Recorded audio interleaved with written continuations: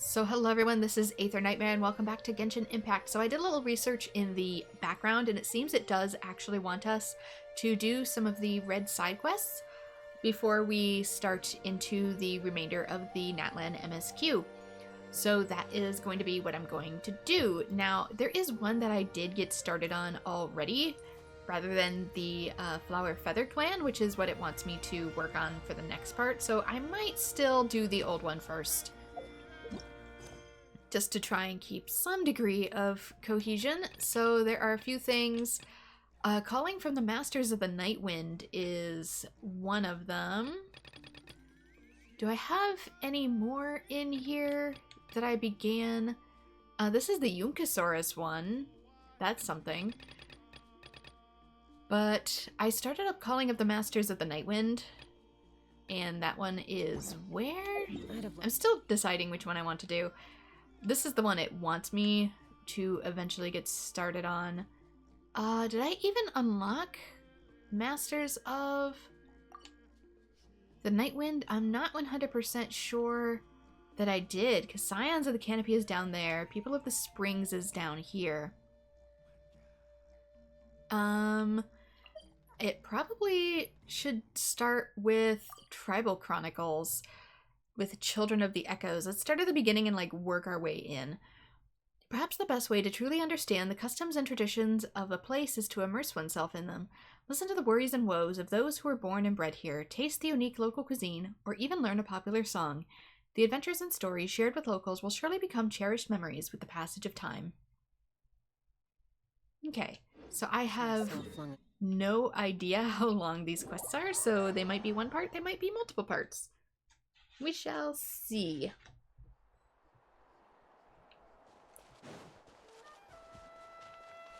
I also did adjust the volume and my microphone a little bit since the last part. Sorry about that. I think a Windows update messed it up more than anything else, because even the game audio is a tad off. So it's a little louder though, but I'll keep an eye on it, see if I need to manually adjust. She's not back yet. Oh, I hope nothing bad happened to Master Chevin. Chevin? Who's Chevin? Hey, that little kid is crying. I wonder what happened. Let's go check what's wrong. And these quests have been here a while, so I'm hoping that they're going to be fully voiced. Hello, is something the matter? Master Chevin, she went to gather volcanic crystals, but she's still not back yet. I told the guards, but they said they don't have people to spare. Plus, that area's super dangerous, with tons of monsters and bad guys. They have to finish making preparations before they can try to rescue her. But it'll be too late by then. Don't worry, we'll go look for her. Guess it's time for more heroics. So, you'll help? Great! I'll just make a quick sketch to show you where the guards went earlier.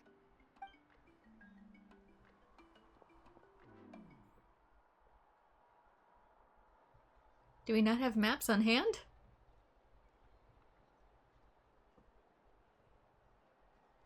They said Master Chevin might have stopped around here. She might have been forced to go near the shadow pen. If that's the case, then... Please, you have to save her! A Prayer for Blessings, told to Crested Peaks, Act 1, Telepi Dissonance. Oh, is this a character quest? Rescue Chevin. Who is Chevin? Let me look at these really quick, because it's not these. I guess I could work on some of these too. We've still got 3 of these and a few of these. I just don't know if they've been back voiced or not. I have to double check it. Maybe it's these. Completed like 0 out of 3. Maybe it's this that I've started. Yeah, I think I started working on this Masters of the Night when I bumped into it on accident. And now we're in this one. Is... at first, no. It is a type of... oh gosh, I can't think of the name for the little dinosaur dudes. Dino dragon dudes. The one that looks like a rhino Pokemon. At first I thought that was a scorpion tail, but then my brain kicked in. Okay, Telepy Dissonance. Chevron from Muhuru's Gymporium went out alone to collect her ores. Now she seems to be in danger, and at Emax's request you decide to go save her. So I'm going to enable focus experience mode just in case. Please help me save Master Chevin. Because I don't know what I'm getting myself into. Or where I'm going. Okay, this is going to be all the way over here. Is there anything closer? This looks like it maybe passes through. Because I am not used to Natlan adventuring. That's also why I brought Chaska, just in case. These little dudes is what the horn probably is. Because I haven't even really began to explore Natlan fully yet. That's why so many of my characters aren't past level 40 for Natlan. I have some of weapons and stuff. Gotcha. Oops. Out of the way or get blown away. And artifacts, because I can grind artifact dungeons. But some places for materials are on the map that I have not explored, and I don't just want to waste all my stuff in the shop when I can use them to buy more wish materials. Hello, free money. Goodbye, working for a living. I heard a cockatiel. I know that beep anywhere. Bird noises. Okay, so some stuff is out here. This looks like I'm actually just crashing through their camp. I might be. So certain flowers and materials and stuff. Ooh. Okay, can't blame me for that one. Quietly now. What happened? Is it these? Oh, they touched that. They touched that and it exploded, apparently. I wonder if it has a use. Can I get, what is this? Something is... Oh, it's, I don't know what that is. I think it maybe restores the Natlan gauge for characters like Chaska. Okay, it's here. According to the map, we should be getting close. You- Let's search the area. you mean- Stay on your toes, though, traveler. You mean the person getting ambushed? Look, over there. That message. Where did you come from? So strong. Let's get out of here, boys. Run! Leave the stuff if you want to live. Drop all of it. I'm just gonna let the game do its thing. Well, they didn't put up much of a fight. I wish these animations didn't come through in the cutscenes. It kind of ruins my capacity for thumbnails. Guess they knew what they were up against. Our reputation has its perks. Thank you so much. I thought I wasn't gonna make it down this mountain alive. Saved by the traveler. Guess my luck's not too bad today. Sorry. Let me introduce myself. I'm Chevin, a gem artisan. I'm not usually this lucky, but maybe things are looking up. Imix sent us to help, and sorry if I'm mispronouncing things. She did, huh? I didn't mean to make her worry. I wasn't planning to be gone longer than 2 days, tops. But then, I discovered a new seam of volcanic crystal near the Shadow Pin. It's a large deposit, and the purity is exceptional. It's really I pretty. dug up a whole bunch of it and was getting ready to head back. But the phlogiston within the crystals attracted monsters. I panicked and ran up a narrow path to avoid them. But by the time I was in the clear, I ended up running into those bandits. You showed up in the nick of time. If the situation was so dangerous, why didn't you just drop the crystals and run? I left most of them behind, believe me. I only kept the purest chunk. I have to bring it back no matter what. For Tlasoli and poor little Nechka.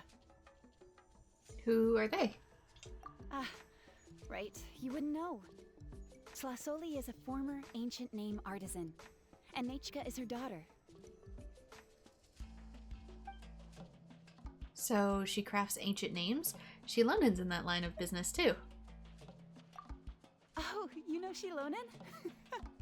Try mentioning that name in front of Tlasoli. She could sing Shilonin's praises forever. The foremost expert in ancient names. The future of our tribe. The finest artisan in that land. You'll never hear the end of it. I know Tlasoli misses the days when she used to forge ancient names. She'd never say as much, but I can tell. Why did she stop? Because of her daughter. Poor Nechka contracted an awful illness, and Tlasoli put everything aside to take care of her. Even as Nechka's illness grew worse, Tlasoli never gave up. Like a torch in the night, she was determined to burn bright, even as darkness encroached from all directions. Still, all's well that ends well. Thanks to the doctor's medicine and the YOP's protection, Nechka's flame was rekindled. Her condition has been slowly improving ever since. She's still weak, of course, and has to recuperate at home. But she's well enough to write letters already. She often writes to Shilonin, apparently. Her dream is to become an ancient names forger, just like her mother. Her birthday's in a few days, so Tlasoli asked me to find a pure volcanic crystal to give her as a present. So why are you out here? No wonder you wouldn't leave the crystal behind. I mean, she's probably getting the crystal for said present. Yeah, talk about an important chunk of ore! What a nice gift! Paimon hopes it helps her feel better. I'm sure she and her mother appreciate your well wishes. All right, let's head back. I'm sure Emish is worried sick. Emish? Actually, why don't you come with me to visit Tlasoli tomorrow? It's all thanks to you that I managed to bring back the crystal. You deserve a reward for helping us protect something so significant. I just hope it makes Necha happy. Is it an ancient name? I don't want to be too abrasive. That's right! A good mood makes for a quick recovery! And of course, we wouldn't say no to a little gift. Don't worry, something tells me you'll like this one. But I'll let Tlasoli tell you what it is herself. Quest complete. A prayer for blessings. Okay, there's probably 3 of these in here then. Like it said. Horse Echoes. Talk to Shevin. So maybe it's in like 3 arcs. I was gonna say, because it's only been 13 minutes. So it's definitely not done. But yeah, my mispronunciation always continues if it is with a language that I'm unfamiliar with. As an example, I started to get a lot better with the Chinese pronunciation simply because I got a few novels that were originally in Chinese and they came with a codex in the back that teaches you pronunciation. I cannot tell you how helpful that was. Are these beetles? Oh, they are beetles. Crystal beetle. I wonder if I got one of these for my zoo, my little bug collection for Ito as soon as it charges. Don't go too far, friend. Oh, dang it. Don't go too far. Let me love you. Let me. Cannot be captured. Your love was not reciprocated. Anyway, I also saw some, at a waypoint in the background. Where the heck was that? There you are.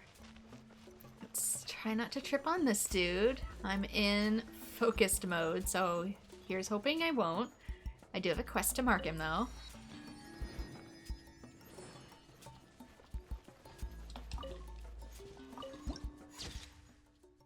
Pins of rock entwined with golden runes added to the archive.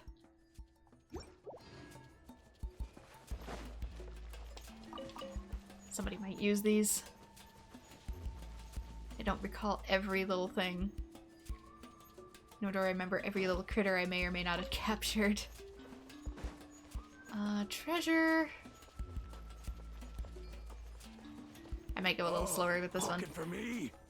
No, I just want the treasure. Gotcha. Here comes the catch. I don't like beating up on Saurians, but I'll treat it like Pokemon, where it's like Team Rocket.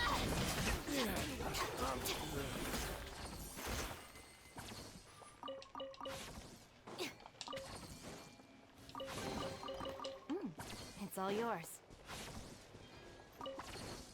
Team Rocket and Team Rocket's Pokemon. And they're just fainting, TM. We'll go with that.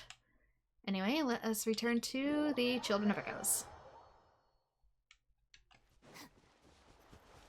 Because I haven't even started on working towards reputation in Natlan yet. I kind of forget where it is. I think it's in here somewhere.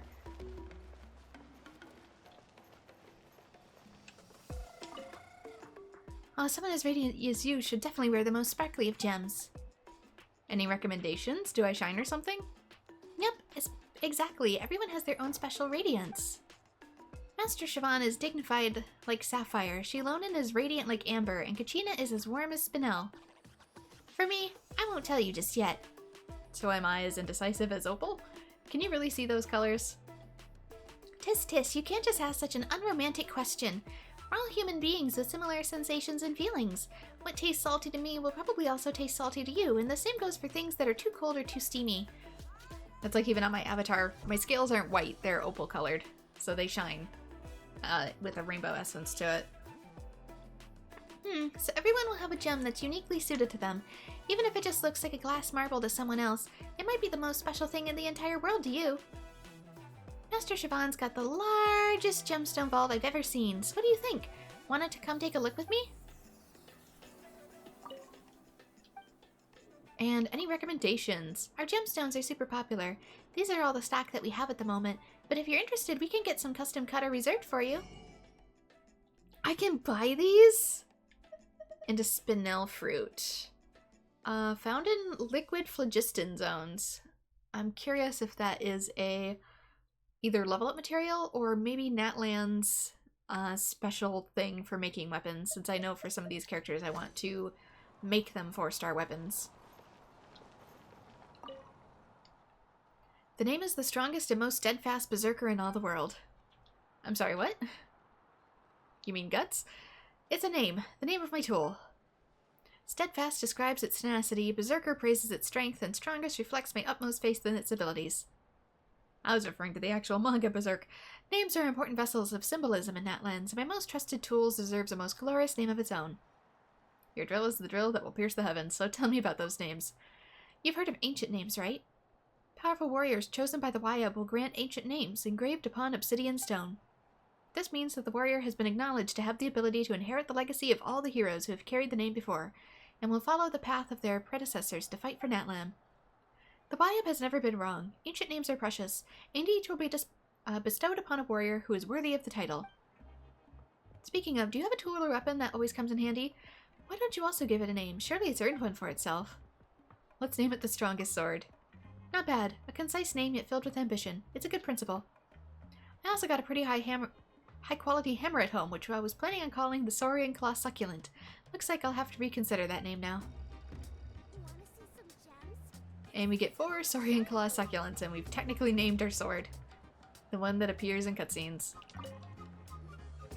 Oh, you're early. Looking forward to your gift? We just happened to visit Tazoli and Neha. That's right. Nechka's been Nechka. so sick, and Tlasoli had to give up what she loves. Things might get better, but they could probably still use some cheering up.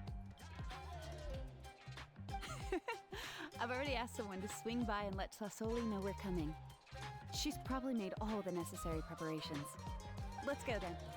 Do you mind watching the story, Mish? I'll be right back.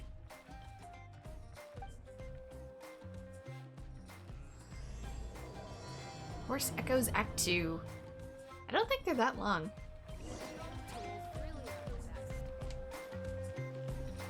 So these either might be shorter episodes or episodes who do other things.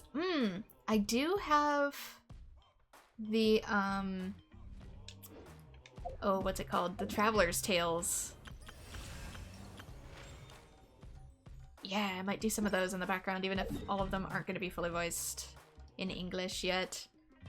Because it's limited time, and all voice updates always come with the patches themselves. The main patches.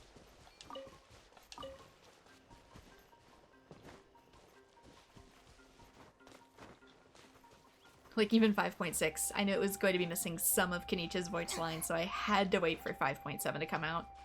Otherwise, the main cutscene, he was still unvoiced. Because they meant to backpatch it in, and they just didn't get to coding all of it.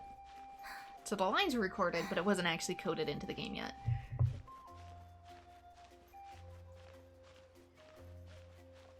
Which is why the last part came out slightly later than people expected.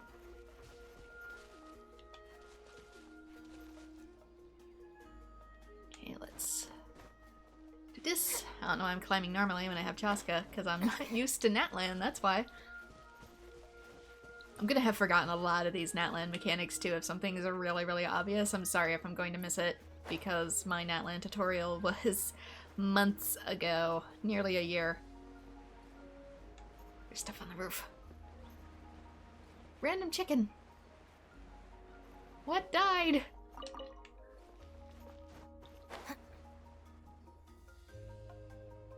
Here we are. Nice house, right? Give me a sec, I'll go knock. Flasoli, open up! They're here! Flasoli? Are you home? Open the door! That's strange. Huh, the door's locked. But she shouldn't be out at this time of day. Hey, Nechka! Nechka! It's me, Chevin! Open up, please! No response. Need me to break down the door? In this kind of situation, it is a good idea. What if something happened to the two of them? What if Nechka got worse again? Let's not overthink things. They were doing just fine the last time I was here. Nechka was sleeping soundly in her room. Yeah, and I can repair a Still, door. I told Tlasoli we were coming. Maybe she had to take Nechka out to get some medicine.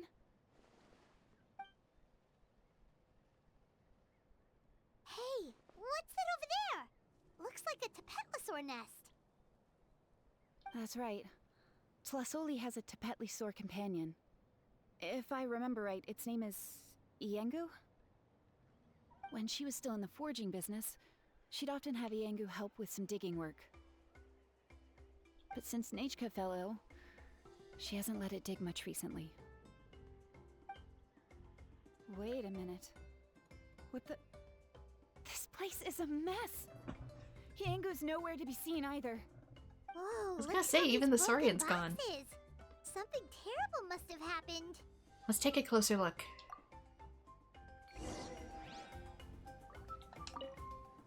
How is it that every single time Imish tells me not to go someplace dangerous, I end up running into danger? It's like her words have some sort of power over me. Maybe it's the Wyab's doing. Or she's just overly cautious. And you are bad with coincidences. Yeah, since these quests appear to be a little bit shorter, I might take a little bit of extra time to explore and pick up things that I wouldn't normally while I'm here. Especially since, like I said, these are new areas for me. Does it want me to... End at this cliff. Could the Tapetlosaur have climbed up the mountain? Yeah, I was gonna say it's gonna want me to turn into it. Let's head up there and see. To steal all their stuff. Our sweet corn should be ready pretty soon too. Seeing all of it makes me think of it. Yeah, it's gonna want me to Tapetlosaur my way up the cliff. Oops.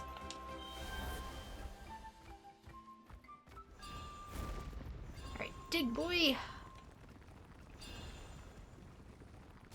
Forget how to... Oh, that might harm me actually. Maybe I'm not supposed to touch that.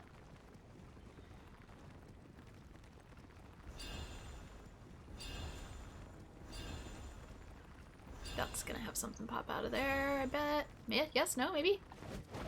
No! Dig, friend! Okay, good, they respawn.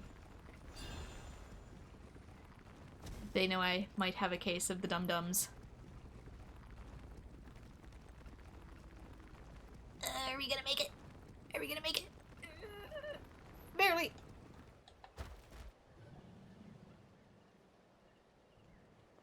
Huh. There really is a Tapetlosaur up here. Might not be Tlasoli's companion, though. At least it doesn't seem to be in any danger. Looks like it got up here on its own. Paimon still doesn't see any sign of Tlasoli. Can we turn back into our dinosaur self and talk to it? Or do we not technically have that power Hey, yet? Traveler! Paimon!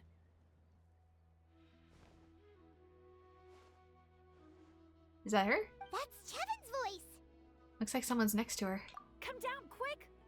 Tlasoli's here! Man, I scaled all the way up there for nothing. We just got up here and Tlasoli's back already? What a coincidence. Either way, let's get down there. Yeah, quite a coincidence. Well, at least it's easier to go down than it is to go up. Why is the Tapetlosaur coming along? Whoa, hey, don't run, you'll hit us! You descend the mountain with the Teplosaur. Yangu, come here. Are you being naughty again?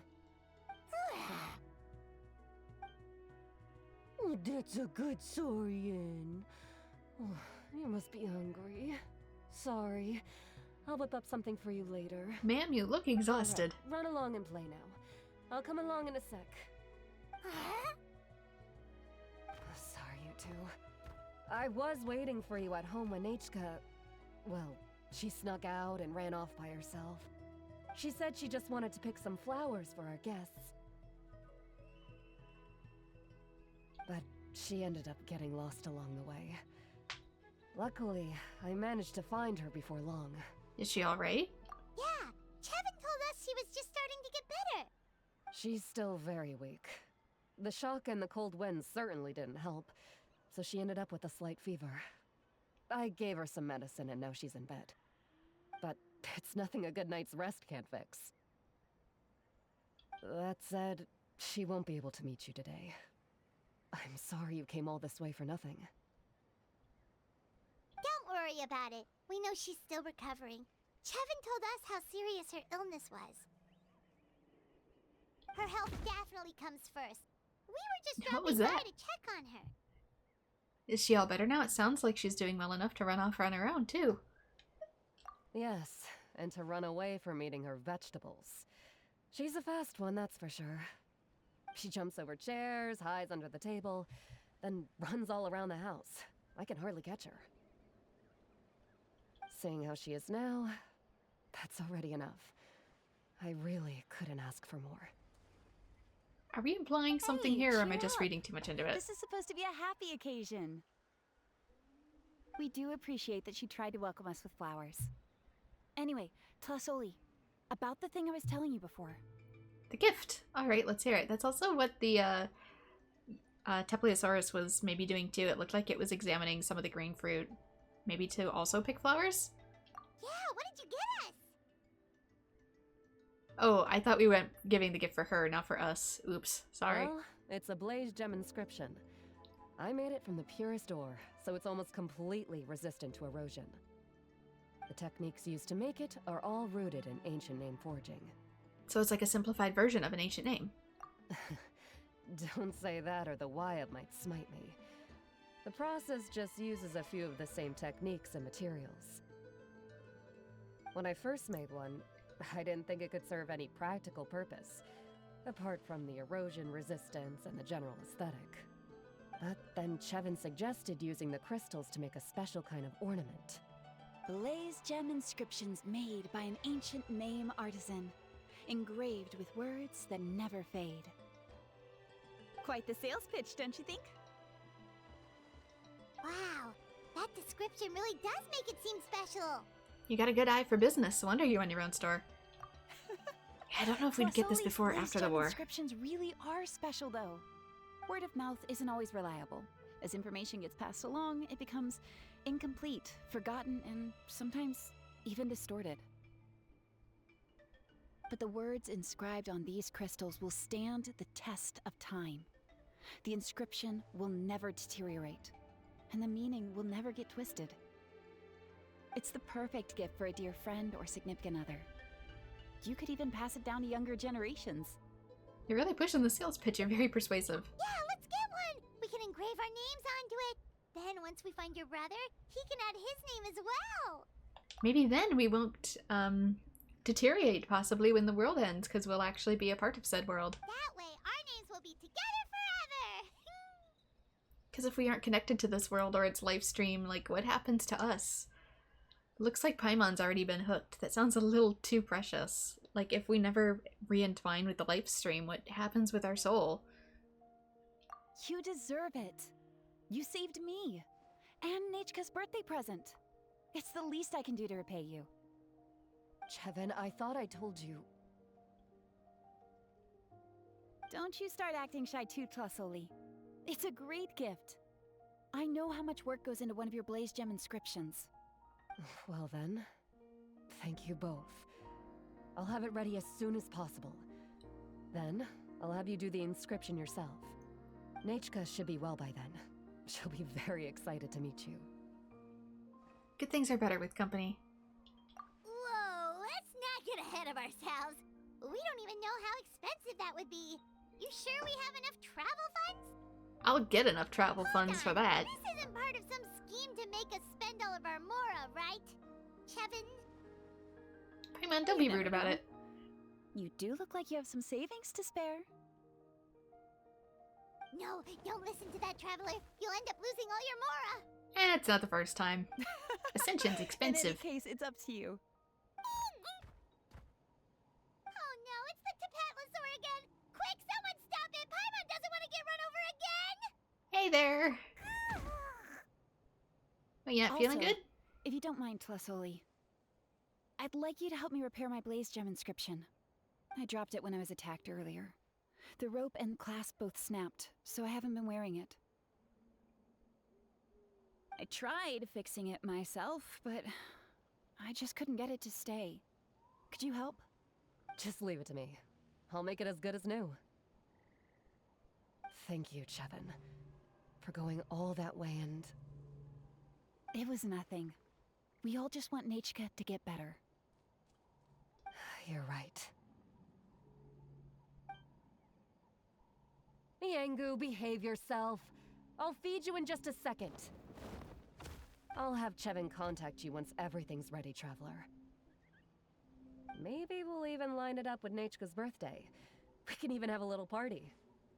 Oh, that sounds great! We'll look forward to all the good food, and we'll make sure we're ready to eat.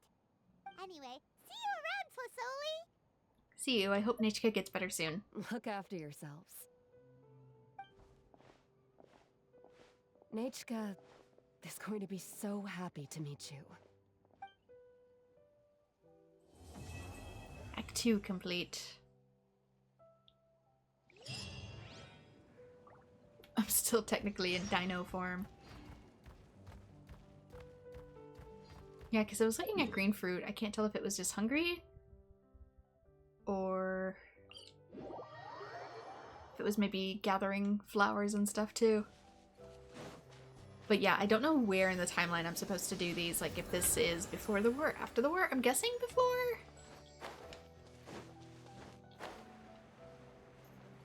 Having everything kind of get put on delays really messed me up. Days now. Wonder if Tlasoli has finished making the Blaze Gem inscription. Since Nechka's birthday is around the corner, let's go to the tribe and buy some things, and then pay the family a visit.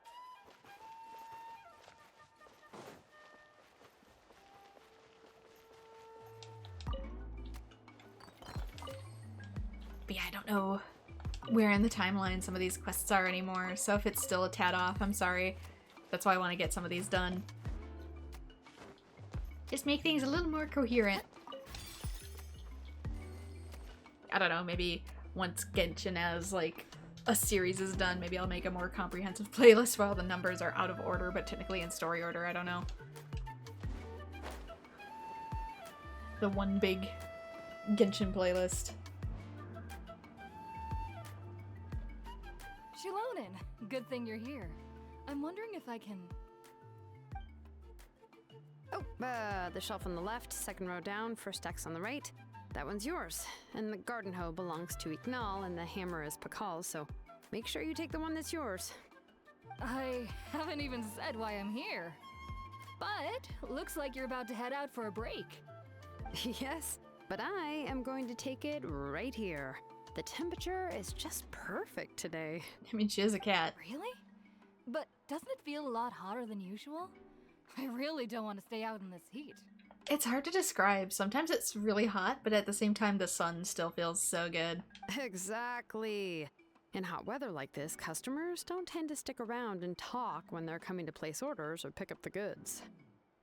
I see. Oh, here comes another customer. I'll just leave you to it then, and pick up my axe. Of course, I can't stay out in the direct sunlight though, otherwise I burn. So if I do it through something like a window, I can usually be fine, especially if the window's slightly tinted, but yeah, it's hard to explain. It still feels really good though to just sit in the sunlight. Sure, sounds good to me. Hey, Shilonin! What the heck, Paimon? Oh, Traveler, Paimon! We meet again. Oh, you two seem to be in good spirits. How's your Pilgrim's Chronicle been? Run into any issues? No, everything's fine. And Pilgrim's Chronicle? You know, you probably introduced that to me a few months ago. I don't fully remember what it is.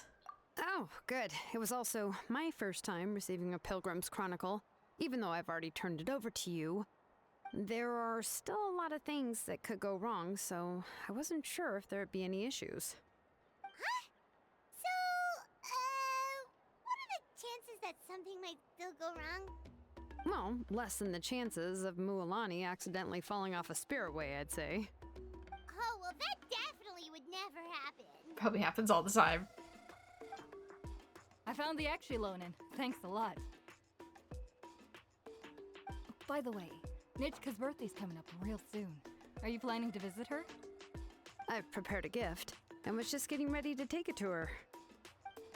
You're not planning on giving the kid a full set of pliers again, are you? Or, let me guess, woodworking tools? You give those kinds of things as birthday gifts? I mean, it depends on the person. You know, if it was for me and I was working on certain stuff, I'd love that as a gift. And like I said too, where can I buy one? Oh, yeah, I make these myself, and it's a lot of work. But if you like a set, I can make some time and forge one for you. Great! We often camp out in the wild, but a set of Shilonin's tools would make pitching a tent and starting a bonfire a whole lot easier. And maybe we could tweak some of those artifacts to our exact specifications. Well, still, I won't be giving Nichka any tools this year. She wrote me a letter saying that she'd like a copy of To Kill the Brave. I mean, I'm an Omnicrafter in Final Fantasy XIV for a reason.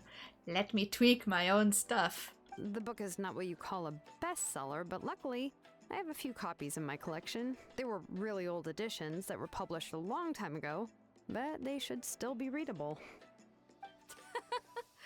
Children her age love fairy tales. The last time I was at Tasoli's, I even brought Nitchka. Wait. What did I bring her again? It must have been her favorite thing, but, why can't I remember it anymore?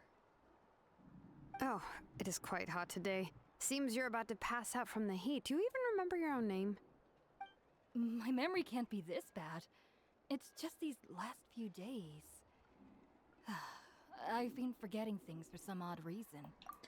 Those trinkets she's making aren't like sapping our energy to give to the kid, are they? I'm not trying to like overly jump to conclusions here, but people don't just lose their memories like that.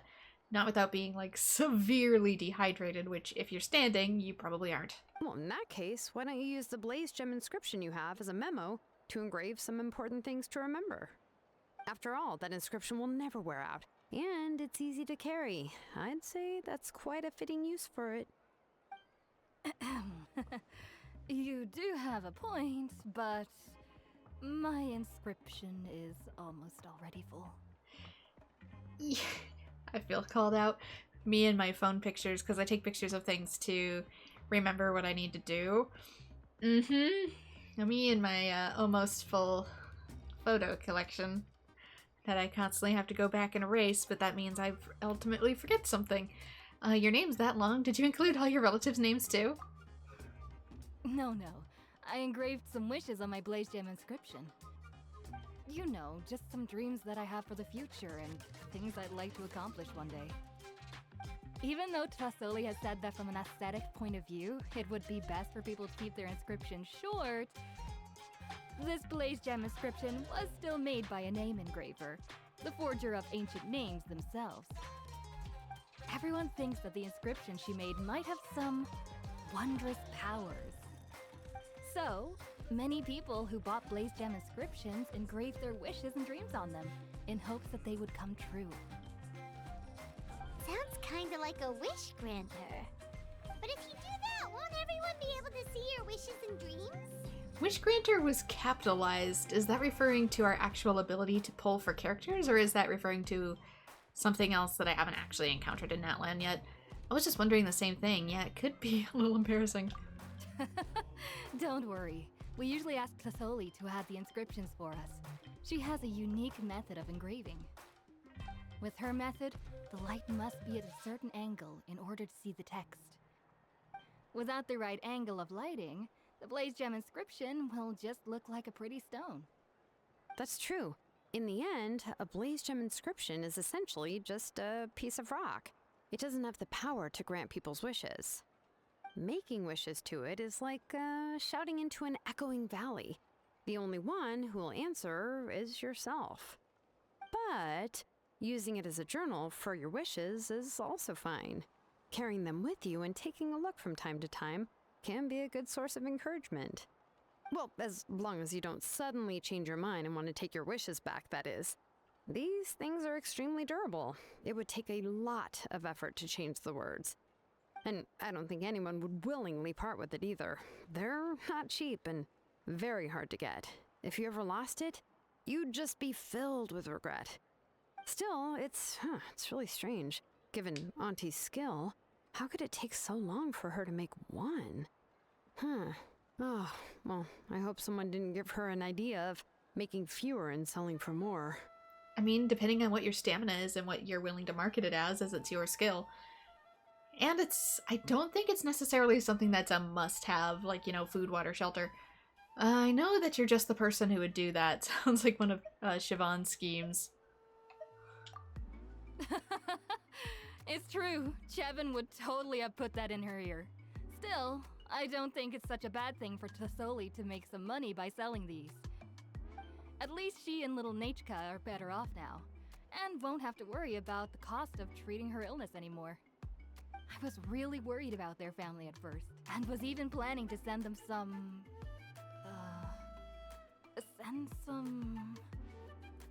Huh? What was I planning to send to Nachka again? This memory of mine. Alright, if you stay out in the heat for any longer, I'm afraid even the inscription won't be able to save your memory. You should, go back. Yeah, get some rest. I don't know, that feels sus. Right. Please give my regards to Trasoli and Nachka.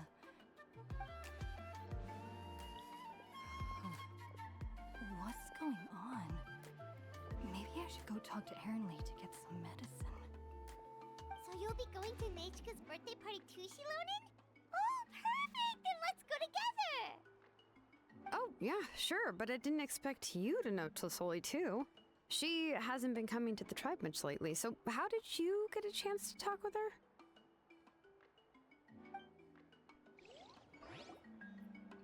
You explain your encounter with Tlazoli to Shilonen. Oh, so that's how you met her. She even wants to use volcanic crystal as a forging material. Guess she's really pulling out all the stops for her daughter. We also wanted to get a gift for Naisha, but we have no idea what she might like. If she's using volcanic crystal, is that not normally what she uses? And is that maybe what's causing forgetfulness on accident because of a bad material? Then let's just go and ask. Come on, I want to give her the book anyway. Huh? Wait a second, our birthday gift's supposed to be a surprise? Depends on the person. If we ask Nechka, then she'll know what gift we'll be getting her. And that would ruin the surprise! But if you don't ask her, then how will you know what kind of present she would like? I'd much rather get Here's somebody another something they idea. like. Perhaps you can also give her a storybook based on what she wrote in her letter. That might be a good option. Sorry, I much prefer to get people stuff that they like, even if it's no longer a surprise, than have it be a surprise, but something they don't care for. Easy enough. I have loads of those in my bag. But shouldn't we give it a little more thought? If we all give her books, it might seem like we didn't put much effort into it. Not necessarily. If they're all different books, that's one thing. If we all got her the same book, but for us to coordinate and get her a whole bunch of books is still kind of cool. Shilonen, have you really never asked her what she would like the most? There must be something else she'd like besides books. Some people are just simple Paimon. I feel called out. No. Nechka's illness has kept flaring up over the past few years. Apparently, she couldn't do anything during that time other than rest in bed. She didn't even have the strength to talk to anyone. It wasn't until recently that she started to recover from her illness and regained strength to write letters to others. Anyway, there's no need to overthink it. Worst case scenario, I can split the book into 2 volumes and we can each give her one. Great idea. Let's go and ask Nita. Yeah, even though it would ruin the surprise, we could at least get her something that would make her happy. Anyway, could you tell us a bit more about the book that you're getting her? Is it really that unpopular? Well, it's a little difficult to explain. You see, there are actually 2 versions of To Kill the Brave. The premise of the book is pretty straightforward. It's basically about a set of twin brothers working to defeat a demon lord. But after defeating the demon lord, the older brother, To Kill, discovers that the king's spirit has possessed his younger brother, Rimak. In the ending of the original story, the older brother kills his younger brother to defeat the demon lord, before jumping into a volcano. Ooh, somewhat aged copy of To Kill the Brave. That kind of looks like Tartaglia in the photo. And sort of a foxish spirit? 3 eyes. This tale comes from the desolate, distant past. In those days, the mountain's teeth were still bared like the blades against man and beast, thirsting for the souls of the feeble-minded human and non-human alike. People knew that the god of the mountains loved them not, and was to be given a wide berth. Yet they were forced to seek shelter in caverns from the storms, screaming through the wilds, all to pass one long night after the next. But these caverns, like the mountains, extracted payment from these vagrants. Countless were the tribes who lost kin to the wastes through which they stumbled blind. Valiant Tranquil and his kindred brother Rimak were born to one such tribe.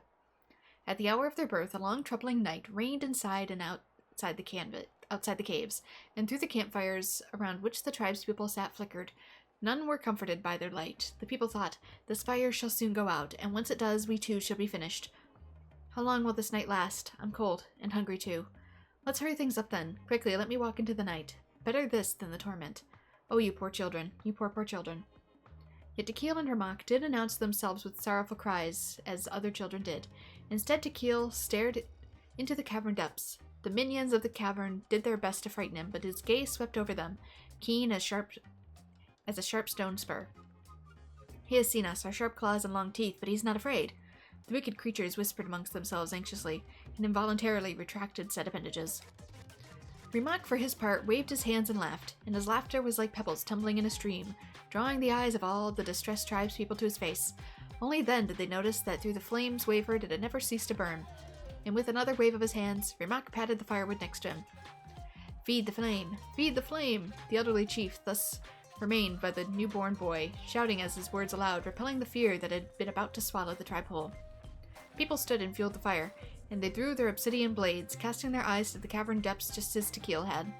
The beast of the cavern was then filled with rage and hate, but they knew that these people would not loosen their grip on their weapons, nor would their eyes be shut. Terror had already fled, and so death was forced to retreat. Only when the sun rose again did the brothers close their eyes, falling asleep in the mother's bosom. Thus did the tribespeople depart the cave. Having lived another day, these people who had rejected fear would live countless days more.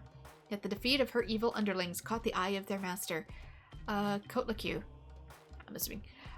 For this lord of demons, who claimed to be the mother of the underworld and the mistress of 10,000 times, 10,000 caves, whose fangs were the rock rocky stalactites whose tongue was every blast of wet, frigid wind, who upon awakening could only be satiated by devouring 10,000 living souls. Tequila and Ramak were the first humans to slip her grasp. Shamefaced, this Earth Mother waved her hand, lashing these evil beasts cowering to the side with rock. Go, go, redeem your humiliating failure, capture those dim-witted mortals, and fill my stomach. But having seen their fears vanquished, the people remembered well the methods of scattering those terrors time after time. They settled at the foot of the mountain, sharpening wooden stakes, lit fires, and gave the sharpest blades to the best warriors, of which they would stand guard behind these stakes. Their bright eyes pierced the wilderness beyond the firelight, and did not shift their gazes away for even a moment. The blade and fire did Kotlaku's minions taste defeat time after time, until they could do nothing but huddle in the dark, daring not to draw near the flame. The fires in their hearts of the people ignited, and they began to speak of victory, of light, and of the end of the Viper. They believed in Tequila and Ramak. These two brothers could surely keep the heat and light alive. Tequila and Ramak sought the same, and so they sharpened their spears and blades, preparing to drive the demon lord of evil serpents to her doom. But the Earth Mother, who hated this tribe, did not relent. She took sludge from the deepest part of the cave and pinched it into a snake. Then she plucked out her eye, settling it to the serpent's eye socket. It was that child who caught you to witness the fire, and so let me go and swallow his eyes. One evening, when the sun had just set, night's veil was slowly covering the sky, and the stars had yet to begin granting their light. The serpent bit and slew a rabbit beyond the tribe's bounds, and burrowed into its skin, lying flat on the ground. Ramak, returning from gathering herbs, came upon the rabbit, and seeing its wound, the kind child put a torch down without hesitation, and reached for the herbs that he chewed on them, preparing to apply them to the rabbit. But the snake, speaking for the Earth Mother, leaped from the wound, hissing in laughter.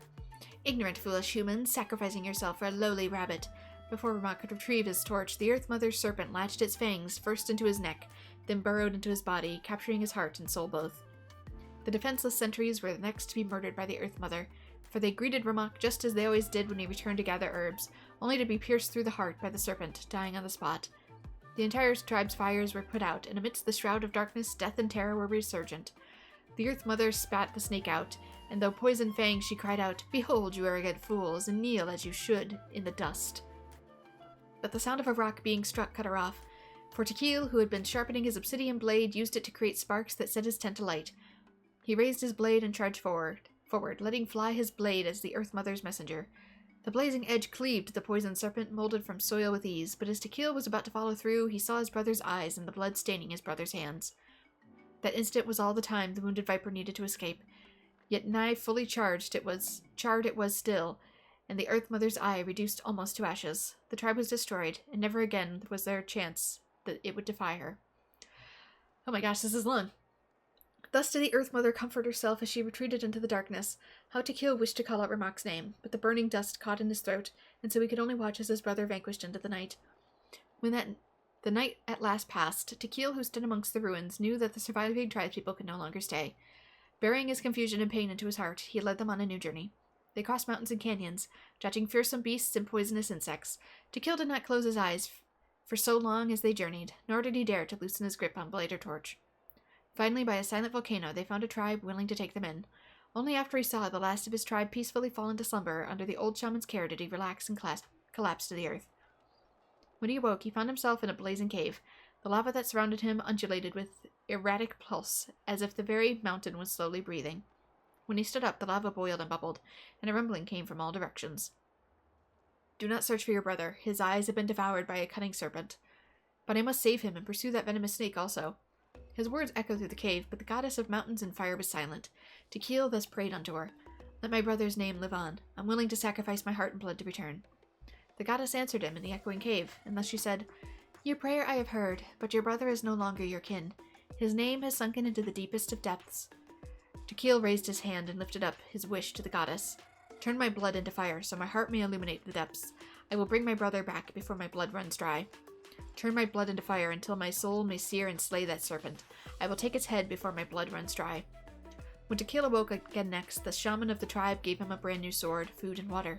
Finally, the shaman clasped his shoulders and blessed him. "May your fire dry the venomous snake's venom." Thus did Tequil embark on another journey. His strength was endless, his body tireless, and his blood burned like lava. He crossed grassy fields and snowy peaks, deep valleys and high mountains, and the goddess of the mountains and fire showed him the way with falling rocks and the cracks and cliffs. Thus did Tequil strive forward without hesitation. When he mothers brother again, the Earth Mother mocked him once more, using Ramak's body and voice. But when her claws pierced Tequil's chest, he moved not, and instead her bones were melted by his burning blood. Tequil stared the vicious demon lord down, and said in a loud voice, "My brother is gentle of heart. He would surely have made this land a better place. Yet you have affronted him with your poison, smothered his virtue, slaughtered those who had faith in his virtue. Die, you despicable, venomous insect. Die here." As he roared, Tequil's blood stained his obsidian blade, turning it red-hot in an instant. The Earth Mother watched in terror as her shell, bones, and soul were sundered. She wished to scream, to buy but a moment in which she could unleash her claws and tear Tequil into ribbons, but she could make no sound. For the fire's light, the silent soul to whom the body once belonged awakened, and that soul cried out to his brother. "I do not wish to see your blood reduced to ash, but I have seen the light of your heart and spirit. Remember my name, brother. As long as you remember me, I will never have left." I'm wondering if the snake mother in question is technically a dragon.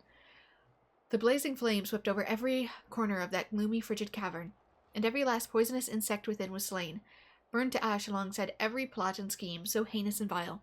As the last drop of his blood was about to burn away, the roof of the cave of Tequil's head trembled. A fissure opened, and a gem fell down and stopped up his wound. The goddess of the mountain and fire spoke once more, and her voice echoed across the walls. "You yet have one drop of blood. Return to your tribe, for this is your brother's wish, and I will see it fulfilled." One night the old shaman, who had waited day after day beyond the tribe's bounds, stood to welcome the returning Tequil. But Tequil refused the water, the food, the cheers. Instead he simply said, "The venomous snake is slain, and I am victorious, but I shall soon depart along with my brother." He took the gem from his chest, placed it upon a torch, and walked up to the silent volcano. "I have but one drop of blood left, but it was not left for me, but rather for justice and fairness, for the good and the brave. Use it and light a flame that shall never be extinguished." Having said that, valiant Tequil leapt into the dead volcano. The earth was shaken in his heart and blood, and the volcano's own heart resumed beating, the blazing lava once more beginning to flow. The volcano lives, in the bravery of all the tribes. I'm curious if this refers to the sacred flame, or maybe a volcano that I haven't explored yet. I remember there was one line that was super popular at the time. If I still remember right, after being possessed by the goddess Coatlicue, Remak said, Coatlicue. "I do not wish to see your blood be reduced to ash, but I have seen the light of your heart and spirit. Remember my name, brother. As long as you remember me, I will never have left." So what about the other version of the story? The other version was released only recently. The author heard a suggestion from someone and suddenly decided to try and make a stake in the fairy tale market, so the story was revised. In the revised version, the brothers killed the demon lord together and both survived. According to the author, this gave the story a happy ever after kind of ending. However, the revised version was not well received. After a month on the market, it had hardly sold any copies, and the books were collecting dust on the store shelves. The store owners desperately tried to get rid of the book, and have resorted to all sorts of promotions and discounts to sell it. Well, I can't blame people, because it kind of takes away from the original spirit of the story. Even now, the only edition of To Kill the Brave you can find in the market is the newer one, whereas the older edition is nearly impossible to find. Anyway, I couldn't bring myself to give such a poorly rated book to Nechka, so I spent a few days looking and managed to find a few copies of the old edition in a warehouse. I picked out a copy that looked relatively new and wrapped it up as a present for Nechka. If you're interested, I can give you this extra copy to read. The pages are pretty old though, so please be gentle with it. Oh, and here's a copy of the newer edition too. They gave me a free copy when I went to buy some chocolatl. So that's how they're trying to sell off the book. Could it really be that bad? Even Paimon's curious now. Well, some people don't like censorship in their media, Paimon. There's 2 more for the collection. You can read them to me while we're on the road, Paimon. Okay, but you'll have to carry Paimon for a while. Once Paimon's done reading it herself, she'll read it out for you. Can we get like a backpack for Paimon? So that way she doesn't have to float. We can carry her sort of like Ash carries Rowlet in Pokemon. Let's get going. Celestoli lives pretty far from the tribe, so it'll take us some time to get there. Alright, Act 3, begin. Yeah, now it'll reach the time requirement that I usually do for my videos, but that's only because there was a lot of reading. The new and old copies. Okay, let's see if they're in here. Somewhat aged copy of To Kill the Brave. Spanking new copy of To Kill the Brave. Yeah. I might do a pause to read for this one since I don't know if we'll get to keep it.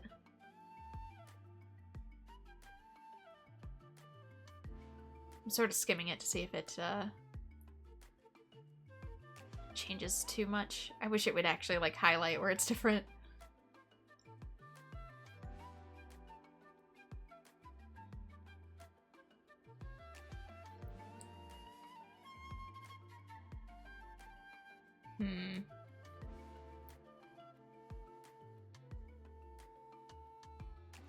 So far it seems mostly the same.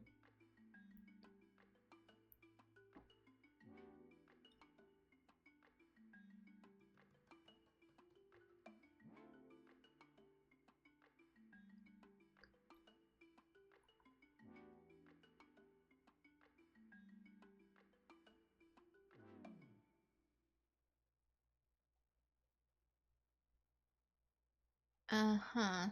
That might be where it changed. Gem fell. I've seen your heart and blood and I give you my own. Go back now. So try with your brother, yet the heart and blood shall not be left for you, but rather for justice and fairness, the good and the brave.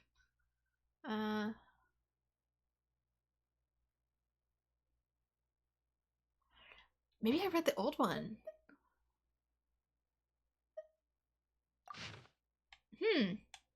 This one has the picture and this one doesn't.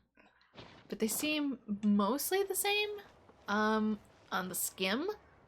I didn't read the whole thing, so I was just skimming the text. So I could be wrong. They seem pretty close, but I would have to actually pause and go back to read in order to see the true differences.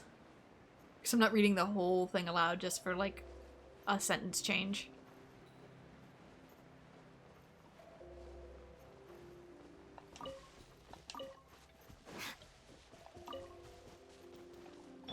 But yeah, part of the reason I like to read so much of the unspoken text aloud too, that includes if I'm playing in like a Japanese dub of a game, is because as YouTube moves archives of videos around on their servers, sometimes it causes older videos, especially if they aren't above a certain resolution, whatever it is of the time, to lose a lot of its bitrate quality and really deteriorate. You can see that in some of my old Kingdom Hearts videos. They look extremely shoddy, and that's because they were recorded at a good bitrate and a good resolution at the time. YouTube really didn't do much 1080, it mostly did 720. But because the video is old and it jumped servers and therefore got copied a bunch of times onto those servers, and this happens on YouTube's and not mine, I didn't touch them whatsoever, it causes them to lose quality, and therefore there's a lot of text and stuff in there that you can't even read. So if that eventually happens to other playthroughs, while I can't do anything to restore them because I don't keep them forever on my hard drive, it will still allow the audio to be preserved. So if I'm reading the text, you still know what it is. And there's not much I can do about that because eventually 1080p is going to be like nothing, and that's going to get shuffled around and reduced one day too, once the new 8K or whatever becomes the norm.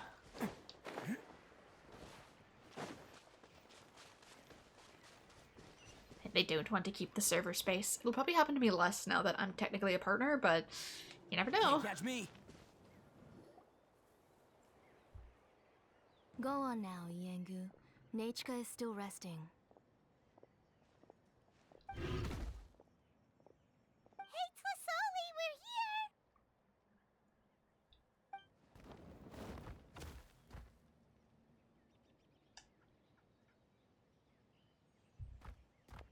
Oh, what a surprise. And even Shilonin is here too. We came to visit Nechika.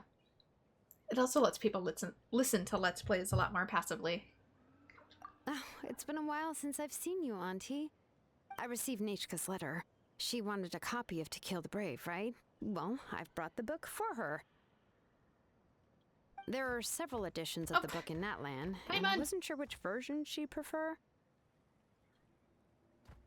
I asked a messenger from the Scions of the Canopy, It seems this softcover edition is one of the most popular options, so I brought it for Nachka. You haven't changed a bit, Shilonin. Let's go inside. I was just boiling some chocolatl, so you can all try some. Shilonin used to love drinking chocolatl. When she was little, she would always have several cups every time she came to visit me. You were already a big girl by the time I finally had my Nachka. Alright, for now let's... Oh. You okay? Oh, Auntie, let's go inside.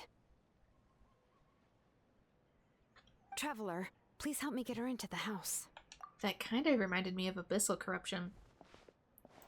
Sure thing. Oh, Paimon will help too! Also, I'm looking up what Shokoatl was in the background. It's appears to be chocolate? Yeah, I think Shokoatl is just chocolate. Was the name for the original Aztec chocolate drink, a bitter beverage made from cacao beans, water, and spices like chili peppers. It's the precursor to the modern hot chocolate and the origin of the word chocolate. Oh. Be good, Yangu, and don't get in the way. All right, let's get indoors. Watch your step, Auntie.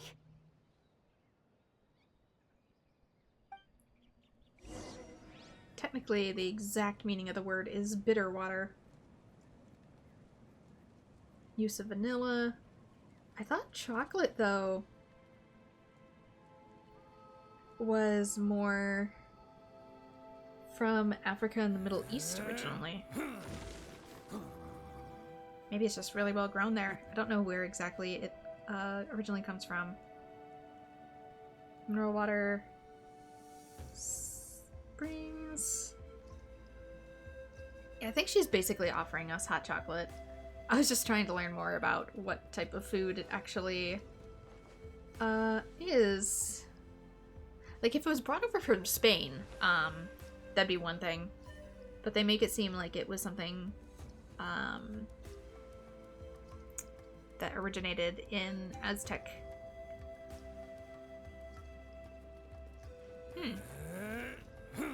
Maybe it was. Where is cacao originally from? No, it's originally from the Amazon. Oh, it must just really, really grow well elsewhere. Which, I mean, that happens. Alright, I didn't know that. Cacao is originally from the Amazon and Orinoco basins in South America. It's believed to have originated in that region and later spread to Central America and Mexico, where it was first domesticated and used for beans, particularly by the Olmec and Mayan civilizations. Something about 5,300 years ago. Some of the toughest little guys around. Cacao is not just used for its pulp, but especially for its beans, which are processed into a drink. Today, cacao is grown in many tropical regions around the world, with West Africa being a major producer.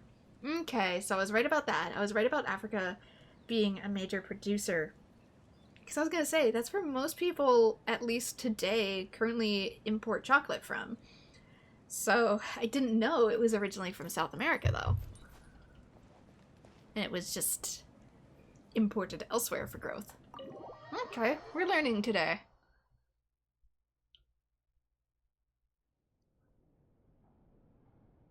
Sorry. Nachka's illness has been flaring up recently, so I was up for a few nights. I suddenly started to feel dizzy in the sun. I hope I didn't scare you. Hey, heat Have a stroke is seat. no joke. I'll fetch you a few cups of chocolatl. Please wait a moment. Oh, I've already brought them over. This cup's for you, Auntie. And these are for you, too. Chocolatl? What does it taste like? Paimon's heard that it can be pretty bitter. Traveler, could you give it a try first? Well, if they don't put sugar in it worry. yet. Auntie always adds a lot of sugar. It won't be bitter. If they didn't have direct access to sugar either, they could have still used honey. Honey and chocolate together are really good. The last time you came to visit, you were still just a kid. But now you're a pillar of the Children of Echoes. No, of all Natlan even. I mean, honey's the secret ingredient that I put in my hot cocoa too. Oh, well, it's all thanks to the drinks I had here and the books I happened to read. Then you've been close for quite some time then. We heard that you two are from the same tribe, but Paimon had no idea you were so close. When I was little, my parents were always talking about how skilled Auntie was at forging ancient names and how she was a good role model for the rest of us. The moment I became idle at home, they would toss me into Auntie's workshop to watch and learn.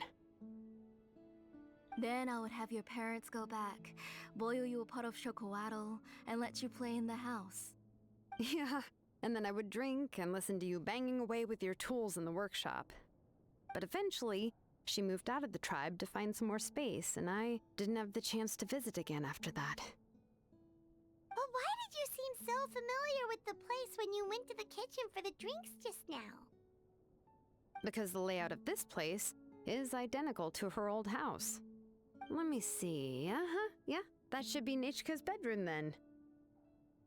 That's right. I remember you used to hunker down in the room to read and draw. But you're all grown up now. Even if you wanted to live here, I'm afraid you've already outgrown Nechka's bed. You two seem like family. Shilonen seems just like an older sister. That's how Nechka sees Shilonen too. Whenever she's feeling better, she always asks me when her pen pal sister will be coming to visit. Well, yeah, I'm here now, and even brought a gift as an apology. I'll leave the book here.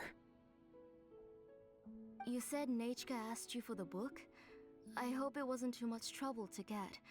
Really, I'm surprised that she even asked you for a present. When she's at home, she'd even ask me for permission to eat some snacks. Maybe I've been too strict with her. She's obviously starting to like her big sister more than her own mother. Oh, really? Well, I'd say I really haven't done enough to deserve the title of big sister. Yeah, I wasn't able to help her when she was sick, and I didn't even come and visit her that many times. Well, the only thing I have been able to do is to help her find some books. Don't be too hard on yourself, Shilonen. You have great responsibilities as the name engraver of the tribe. We both know you are far too busy to take care of her. The responsibilities on your shoulders also became far heavier when I gave up on my work. You just had more important things to tend to, Auntie. No one in the tribe blames you. We all know that Nechka needs her mother's care. But that doesn't change the fact that I gave up on my work. And even now, I still have not found the courage to pick up my hammer again. I'm sorry to leave you to shoulder all the responsibilities alone, Shilonen. Oh.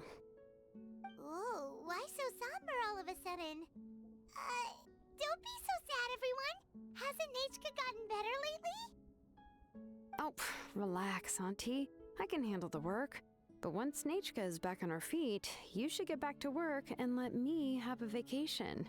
And get back to doing what you You'll be the one who's like. busy then, and I'll be sitting at the side drinking chocolatl and cheering you on. If that day really comes, you can have as much chocolatl as you like. How did Nechka get so sick? Is her condition really that serious? Obviously it's that serious, but... If you asked me before, I wouldn't have even been able to talk about it. But now that she's gradually recovering, I've also gained some courage to face what happened back then. Nechka's illness actually originates from the abyss. Yeah, that's what your reaction looked like too. Looked like abyssal contamination. That night, I was in the tribe, having a discussion over the forging of new ancient names. Before we could finish our discussion, the alarm started to ring outside. A horde of monsters from the abyss suddenly attacked the tribe, so everyone banded together to fight them off. I joined the fray as well, and it wasn't until the monsters were repelled that I got back home with some guards from the tribe. But Nechka was gone. I can't remember how long I spent searching for her. Maybe for 2 or 3 days. In the end, we found Nechka at the bottom of a short cliff. She was holding a dried up embercore flower in her hand, and there were traces of abyssal corruption around her wounds. I know. It was all my fault. Before the incident, Nechka had asked if I could forge an ancient name for her. Work was busy at the time, so I told her that if she could find an embercore flower, I would use it as material to forge her an ancient name. Oh, Nechka, My daughter. My Nechka. I was holding her in my arms, but no matter how many times I called her name, she wouldn't open her eyes and look at me. I was the one who decided to move my workshop to the outskirts of our tribe for work, and I was the one who left her home alone. Oh, my daughter. My Nechka. Why do you have to suffer like this? Whoa, hey! It's okay, right? Nechka's getting better. But we also know there's no cure for it. She already has the strength to write letters now, doesn't she? Well, Shilonen has even brought her a gift. Chaska's like the closest we've gotten, and something might be up with her. Please drink some more water first. Sorry. I can't say things will get better though, I because just can't it's... control myself whenever I remember that time. It seems to be chronic and terminal. Alright. It's not every day that we get guests. I really shouldn't be crying like this. I asked someone to buy some ingredients for me. So, why don't you stay for dinner tonight? I'll make some shrimp bisque, grilled fish and mint sauce, and tower tacos. It's a tower taco. That sounds like a lot to make, and we don't want you to tire yourself out. Let me flex my cooking skills. Let's start with a fried egg, my favorite. Thank you both, but don't worry. It's just a few dishes. I'll be fine. You three just need to make sure everything gets eaten up. I can't eat a lot at this age. Oh, we haven't had anything to eat yet, so don't worry. We'll make sure there are no leftovers. I can promise the plates will be picked clean. I can eat an entire fish myself, that I can. Ah, it just occurred to me that Shilonen likes to eat cheesy crab hot pot. Why don't I make that instead of the grilled fish and mint sauce? I remember you don't like picking out fish bones. Both are fine with me. I've learned to just chew up the fish bones now. Yeah, my digestive system's too delicate to do that. The key to no fish bones is to pick out the fish bones before you cook it. Oh, come on now. If you don't want to pick out the bones, I can just take them out for you. Anyway, for dessert, would you like a cup of grain fruit or chocolate? Cup of grain fruit! I guess I'll go with chocolate because the game insists on picking it for me. How about a cup of green fruit mixed with chocolate? Okay, got it. I'll go start cooking, but could you do me a favor in the meantime? Chocolate wheat semolina's I good. ordered a bunch of ingredients, and they should be here any minute now. Would you go check by the door and see if they were already here? If so, please bring them in. Keep in mind too, if you don't want to pay a ton extra for like chocolate flavored malto meal or cream of wheat, you can always just add things like hot chocolate powder or Ovaltine or Nesquik. Come on, Shilonen. Stop lying around. You shouldn't nap before dinner. It'll ruin your appetite. 1 or 2 spoonfuls of it when the milk is boiling makes it taste exactly the same. Hey, I'm not a kid anymore, you know. You don't have to worry about my appetite. And it has my vitamins. That's beside the point. If you don't watch out for your health while you're still young, then when you get older, you'll... All right. I'm getting up.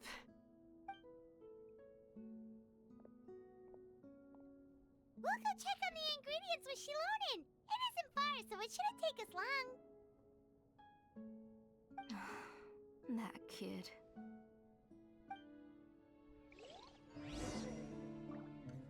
Wait, she's...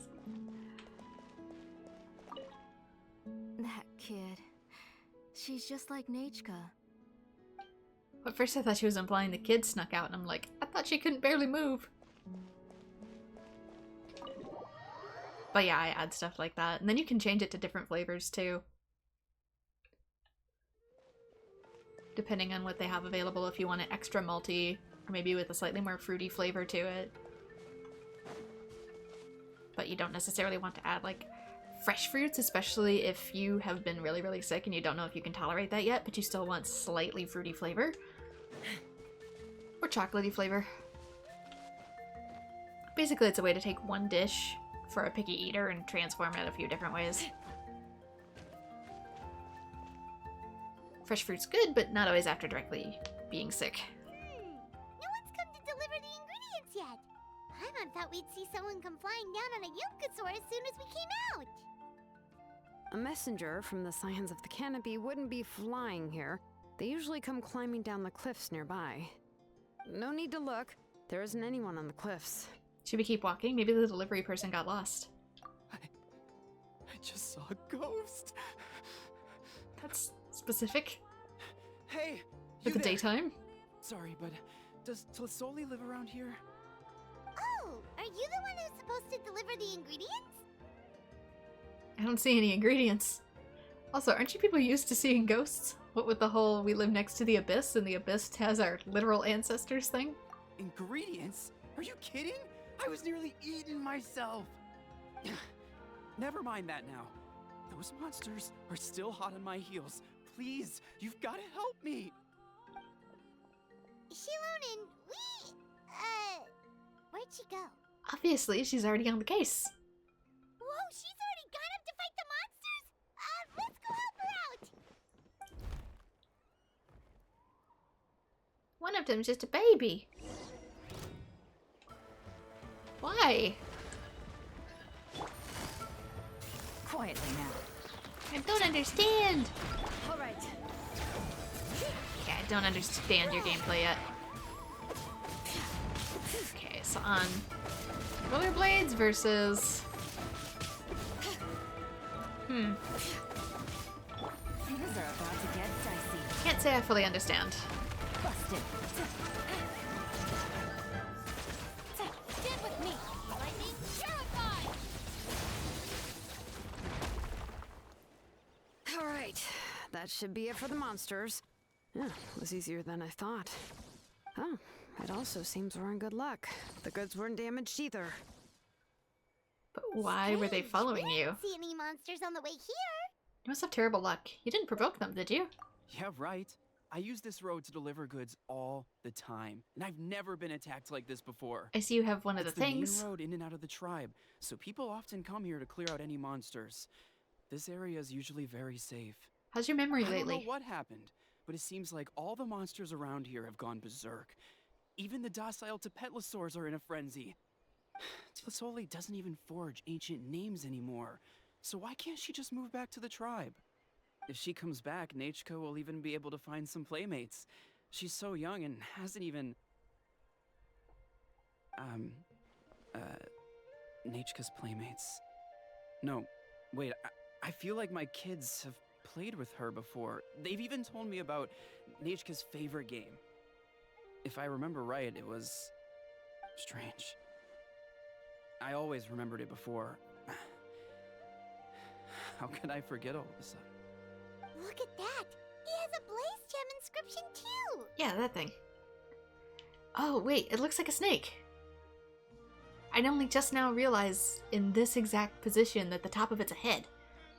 So luck shouldn't be the problem. Seems there's quite a market for these inscriptions. You should go back to the tribe. It seems like you had quite the scare today. We'll take the ingredients back for you. I'll carry these bags, and you two can carry the rest. Sure thing. Paimon can help too. Huh? Oh, sure. Paimon can take care of these grain fruit that fell out of the bag. If you say so. Thank you so much. I guess today's just a really bad day for me to go outside. That's so weird.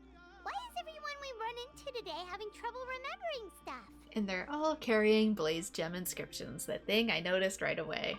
Paimon's not sure how to say it, but she's got a strange feeling about this. Like it's all somehow related. Once you live long enough, you'll eventually start experiencing strange days like this. Yeah, but not like Let's bring the that. ingredients back. Otherwise, we won't have anything to eat tonight. Yeah, I get those forgetful days myself now that I'm older, but not like that, and not to that degree. Goodness gracious. Also, I saw a thing.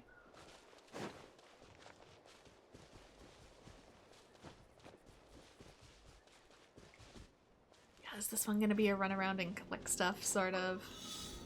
It is! Oh, I need to be a little green dude. There we go. Don't know if I'll be able to do it in time, but...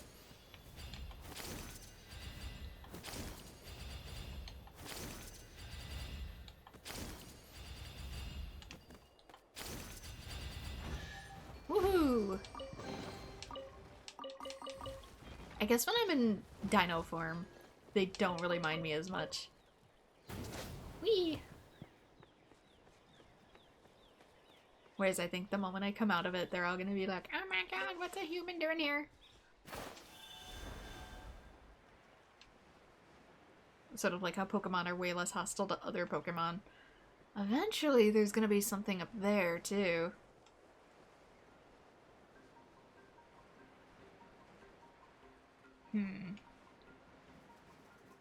But I'd have to climb the actual cliff.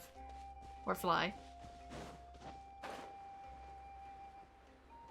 Probably would make getting here a little bit easier. Toucans, I think?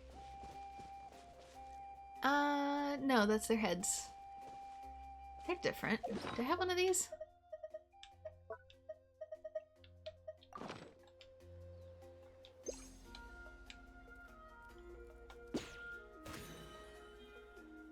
Obtained burb.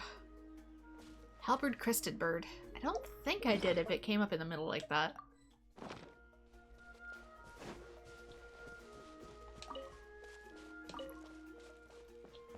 Also, sorry for the intrusion. I know you probably live here, but Quietly now. game demand treasure. Game's up. Fun's over. Yes, you are.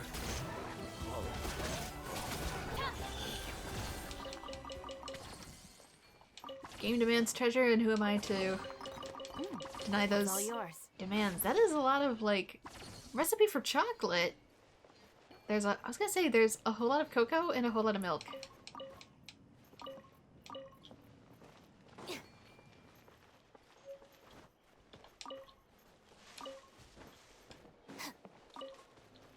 Of course, you don't just take the beans and blend them. You gotta actually ferment them first. But still, I heard something behind me.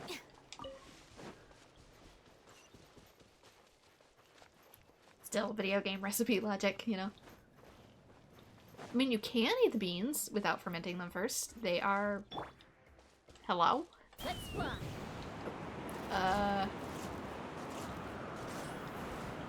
Can I... Oh, down? Down. Down, Chaska. How do I drop? I forget how I... Not like that. How do I let go? How does... Or we can just do that.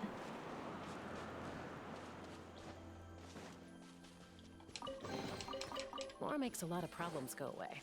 So you can never have too much Mora, huh? You can't have too much of it because then it creates too many problems, but that's a whole different discussion. But if you're on my level, then yes, there's no such thing. Because I'll never receive that much. Ah, you're finally back.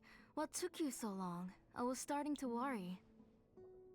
Oh, yeah, we, ran into some small problems, but everything's fine now. Alright. As long as everything's okay now. You all have a seat. I'll get the food ready. It won't take long.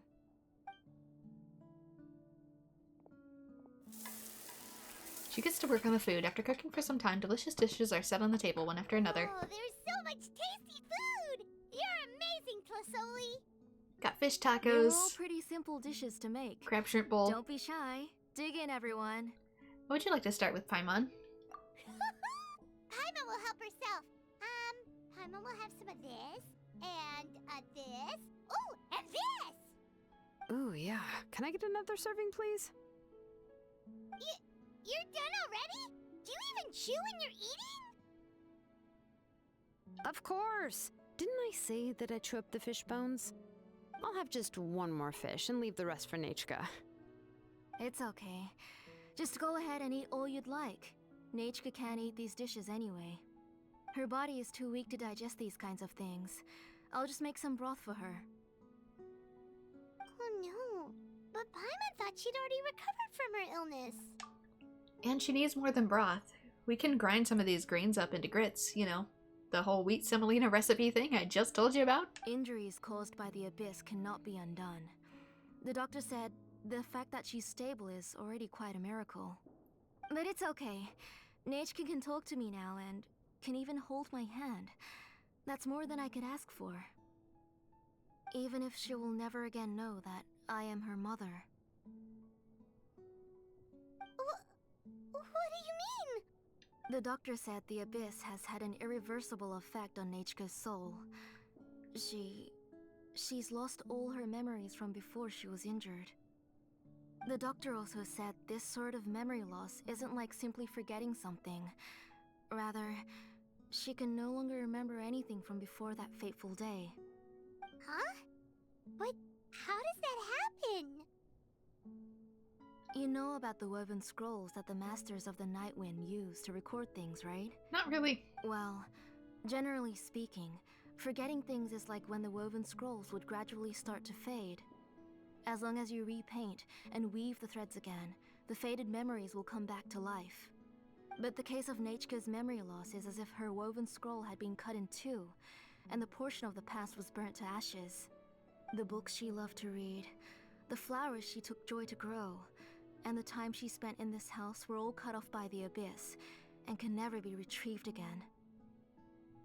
As one example of that, Nechka now only sees me as a strange, unfamiliar auntie who claims to be her mother. She's a good kid, and doesn't want to upset this lady who's been taking care of her so much, so she still calls me Mom. But I've always had a feeling that she's constantly wondering about things like, where is her real mother? Why is she stuck here in this house? Was she abandoned? Nechka really has no idea that her real mother is right in front of her, and has never left. So you plan on recreating Nechka's woven scroll all by yourself? What do you mean? The whole memory stealing thing. Maybe she's stealing technically Or like should threads. I say, you've already started reweaving that scroll long ago. A blaze gem inscription. Whose is it? Did you steal it off that guy? I was gonna say maybe she's plucking the metaphorical threads from other people's. The delivery guy's. I saw it hanging from his waist, so I asked to borrow it from him. Don't worry, I'll return the inscription to him once we've figured everything out. These things aren't cheap, after all. When did you know? I'm surprised you convinced him to hand it noticed over. Back when blaze gem inscriptions suddenly became popular among the tribe. It was then that I also noticed that everyone wearing blaze gem inscriptions had varying degrees of memory loss. Traveler, you've picked up on it too, haven't you? Everyone's memory loss has something to do with Nechka. Accessories made using ancient names forging techniques. Huh. For what's only supposed to be a pretty souvenir, this inscription contains a phlogiston engraving with a truly overkill level of complexity. The shapes and patterns of these engravings are also identical to that of an ancient name. By making just a few slight adjustments to the layout and connections of the main pattern, you can pretty much qualify this blaze gem inscription as a bona fide ancient name. And yet, you've never told anyone about these engravings in the blaze gem inscriptions that can be activated at any time. Am I right, Auntie? I knew you were a sharp one, Shilonin. That's right. I have a way to cure Nechka and restore all her memories. It's actually quite simple. I want to forge an ancient name for Nechka that contains all of her past memories. So you're going to make an ancient name for her, but ancient names must be approved by the YAB, don't they? And the reason they must be approved by the YAB is because the memories they bear are all stored within the ley lines. Extracting those memories from the ley lines requires the YAB's assistance. But your plan wouldn't need you to do any of that, right, Auntie? Is that dangerous somehow? Your blaze gem inscriptions will help you complete that part of your plan in the ley line's place. You will use the inscriptions to form a massive memory bank for Nechka. And the ancient names you're trying to forge will be used to extract corresponding memories from the memory bank. A memory bank?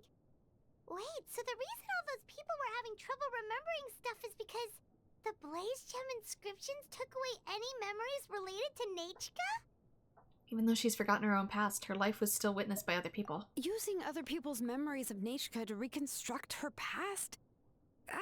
This is the first time I've heard of such an idea. You've seen through my plans, Shilonin. You're as outstanding as ever. Far more brilliant than me. I intend to use this method to collate all the memories related to Nechka and allow her to regain her past again. But wouldn't extracting memories like that hurt the person carrying the Blaze Gem inscription? Not at all. Every time a Blaze Gem inscription extracts memories, the process is under my precise control. That way, there's no chance of anyone in the tribe getting hurt. This is the central inscription that controls all the other Blaze Gem inscriptions, which will also soon serve as Nechka's ancient name. It's probably not a coincidence it looks like the snake from Yourself, the storybook. Even though it's not an official ancient name, there's still a lot to do on your own. Yes, it was lots and lots of work. It was truly exhausting. Or perhaps I've just grown old. How old is Nechka? You saw it yourself. I nearly fainted just from being in the sun. I could collapse tomorrow, or even in the next few moments. But Nechka's ancient name is still far from completion. I've solved the issue of storing memories, but I still don't know how to connect Nechka up to this central inscription. I thought you'd just modify your own ancient name. I considered it, but this matter doesn't have anything to do with my ancient name. It's of no help to me, and I don't need its help now. You know the price to pay for making something like this. Yes, I do. But as long as I can get my Nechka back, I'm willing to do whatever it takes. Otherwise, Nechka won't have any chance of reclaiming her past once I'm dead and gone. She won't remember me, and she won't even remember why her name is Nechka. When that time comes, she'll be left to drift around the world all alone, unknowing of where she came from or where she should go. She is my daughter, the one to whom I gave the Nechka name. Whether it be as her mother or as a name engraver, I can't simply stand by and let her name disappear. Shilonin! Let her think about it for a moment. Let her decide what to do. Yeah, because I don't know all the specifics of this, whether this is a good or bad idea. Like, obviously taking people's memories without their consent is kind of bad, but like, if it doesn't have any other huge repercussions to everybody else, I don't know if it's necessarily like the worst crime she could commit. I'll take the central inscription with me. I'm going to completely disassemble it to confirm its components and uses, and I won't make any promises until I've checked everything. Say goodnight to Nechka for me, Auntie. Oh, wait. I've also finished the inscriptions for the Traveler in Paimon. Let me fetch them for you. I kind of don't know if I wanted any more. I'm sorry it took me so long to finish them. Because, like I said, even we've messed with, like, the YAB and attempting to get ourselves an ancient name, so I'm not exactly sure the levels of taboo that we're dealing with here. Hold on, Auntie. The Traveler and Paimon have never met Nechka before, so you can't draw any memories from them. That wasn't my intention. They're just ordinary gifts. Please, take them.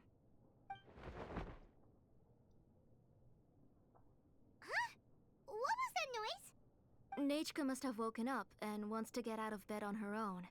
Sorry, I'll go check on her first. Nechka, don't try to get out of bed. Just tell Mom if you need anything. You go ahead and take care of Nechka, Auntie. Let's go, Traveler and Paimon. There are a few things I want to tell you.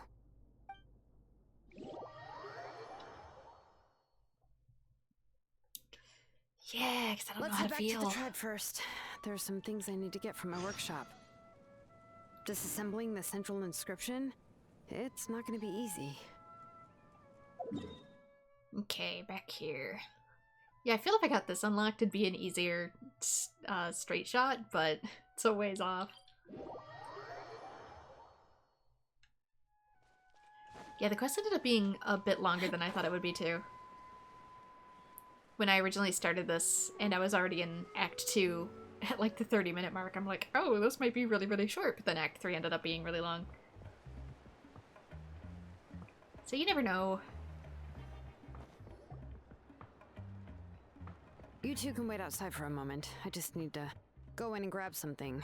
The workshop is a little messy, so Unfortunately, I won't be able to show you around. A mess is what I like best. You should see my teapot. Yeah, that's not really what I mean. It's not the mess that's really the problem. It's just that the workshop is cluttered with way too much stuff. Books, files, and even ancient texts I got from the Masters of the Nightwind. Yep, sounds like my studio, honey. Everything's piled up to the ceiling. You probably won't know where to step once you're inside. Uh-huh. Yeah, sounds like me when I get on a project too. I'm serious. Books to the ceiling. Kachina suffered quite an unfortunate series of events the last time she went inside. Well, I suppose it was my fault for being so focused on searching for information at the time that I forgot to lock the door. After entering the workshop, she was shocked to find herself face to face with a massive woven scroll from the Masters of the Nightwind, and then she turned around and knocked over a huge stack of forging blueprints. She tried to step out of the way, but tripped on a poster tube that was behind her, and then boom! The forging blueprints came crashing down right onto her head. Oh no! I mean, that sounds more of an issue because of her scurrying it around in a place where things are precariously stacked. Like, I can navigate just fine when I get a project going, but if somebody else from my family comes over here, yeah. That must have hurt. Was she okay? She's lucky I noticed in time. I found Kachina in a daze and managed to save her before an entire set of the history of the Children of Echoes was about to bury her. I then dragged her up to the second floor. I'm a very clean person, but at the same time, if I get a project going, I can become a very cluttered person very fast. Ever since then, Kachina always waits outside the door and doesn't dare take a step in whenever she comes to see me. Also because my brain doesn't let me clean up around a project until the project itself is complete, which means it can look like a whirlwind goes through until I'm done. Is there really that many books inside? I thought the workshop was supposed to be full of tools. I mean, books are tools, though. I think people forget just how much, especially when you don't have internet or you can't get everything off internet, how important books are to learning and finding new ideas for projects. Yeah, you're an artisan and craftswoman after all. We thought there would be weapons and armor hanging all over the place. But that's the finished product, Paimon. In order to get to that point, you need all kinds of other reference materials. But it seems more like a library than a workshop. Well, my primary work is forging ancient names, which is much trickier than making swords and tools. Aside from the necessary craftsmanship, I also need to consult many ancient texts. You probably already know that each ancient name represents a certain spirit, behind which are countless related stories to support it. In other words, the essence of an ancient name is the physical manifestation of a certain spiritual will. And as a name engraver, when I'm working on a new ancient name, I'm not only trying to give it a physical shape, but more importantly, I'm also trying to understand the spirit contained within the name. And to do that, I have to collect as many related stories as possible and read through them all. But, as you might know, people tend to add a lot of extraneous details when it comes to stories about themselves. Egos. For stories that have been clearly exaggerated or altered, I must gather other related stories and information as cross-references. This way, I can filter out all the absurd and exaggerated details and restore the person's life to its true nature. Only in true stories can you find the authentic spirit. And this is the only way for the spirit to become an ancient name that matches its essence. We've heard about the concept behind ancient names before, but after hearing you explain the details, Paimon can't help but think that ancient names are really powerful. If only they could be even more powerful. In what sense? Well, no matter how powerful ancient names could be, they would never be able to suddenly turn into a blade or allow you to smash through an entire cliff in one punch. Yeah, that would have to be a gnosis instead. Blast through the whole sky. It's just a form of spiritual power that's passed down from generation to generation. It doesn't have those kinds of physically tangible effects. Well, take your own names, for example. I don't know, From the moment Paimon's might you be special. appeared in this world, some person had already prepared a blessing for you. And that person then condensed this blessing into your name and gave it to you as a gift. It may feel like the moment you received your name is already in the past, but it will always stay with you and move with you in the future. Names are blessings for the future from people standing in the past. Well, that's what Auntie once told me. It depends on the culture. And with this blessing, people will become more confident as they walk into their future.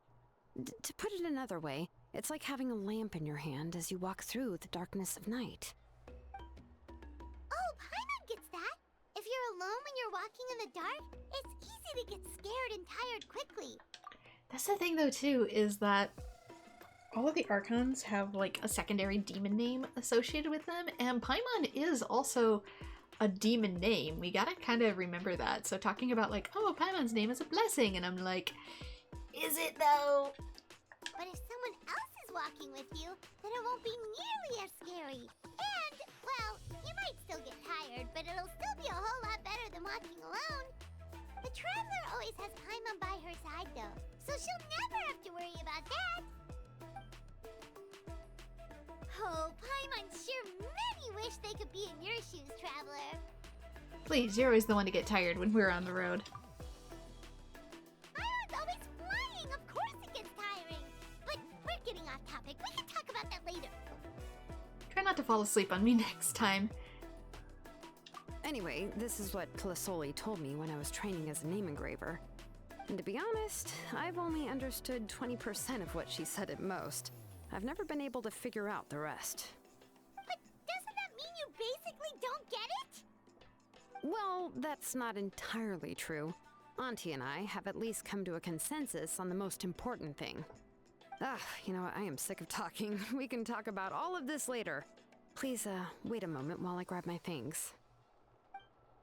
Sometimes it's easier to show than tell. Shilin opens the door and walks into her workshop. Some unsettling crashing sounds come from the workshop, followed by some agonizing creaks and squeaks. Oh, it's like really messy in there. At least I can get through the door. If I reach that point, then obviously we've reached a turnaround junction. Don't ever let it turn into a hoarding mess, but... Eventually, Shilonen rushes out the door with the box in her arms. She then turns around and kicks the door closed, shutting the sound of dusty books falling to the ground inside. Yeah. At least take a little better care of them. Did you hear a whole section of something collapse in there just now? Sure did. It's fine, it's fine. It was just a bunch of very old ancient name records. I've already made copies of them. Which are also cluttering I your space. kept this set of phlogiston wedges in the back, so it wasn't easy to take out. I had to resort to brute force.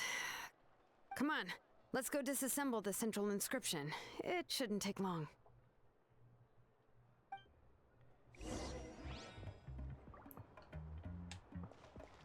Oh, you gotta love that when the one box that you need is buried under like your parents' holiday decorations and stuff, and you're like, God damn it, I gotta move like nearly 100 pounds of crap in order to get to the thing that I need.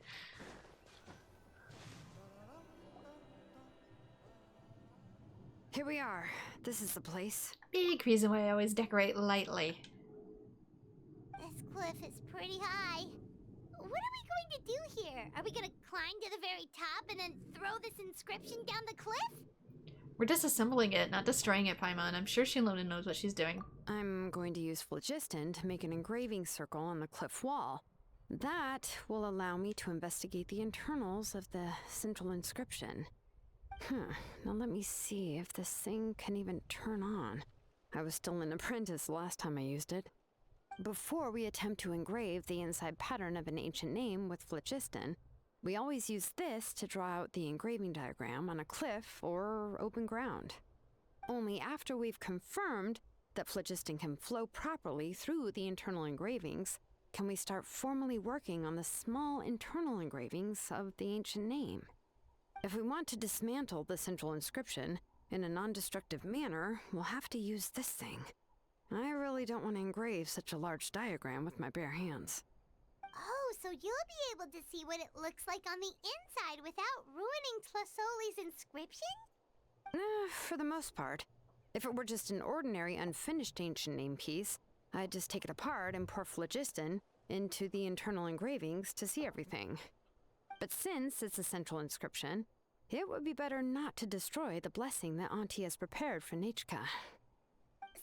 Shilonen, does this central inscription fall under the 20% you understand about ancient names, or the other 80% you don't understand? There's an 80% chance that it's part of the 20. That's not how math works, Lumine. Oh, don't worry. As I said, Auntie and I share an understanding of the most important principle, which is names are intrinsically valuable. Only by having names can things be sorted and categorized. They allow the world to become more orderly and identifiable. For example, when I order ore, I would usually say I need volcanic crystals of about 35% purity and no more than 3% of impurities.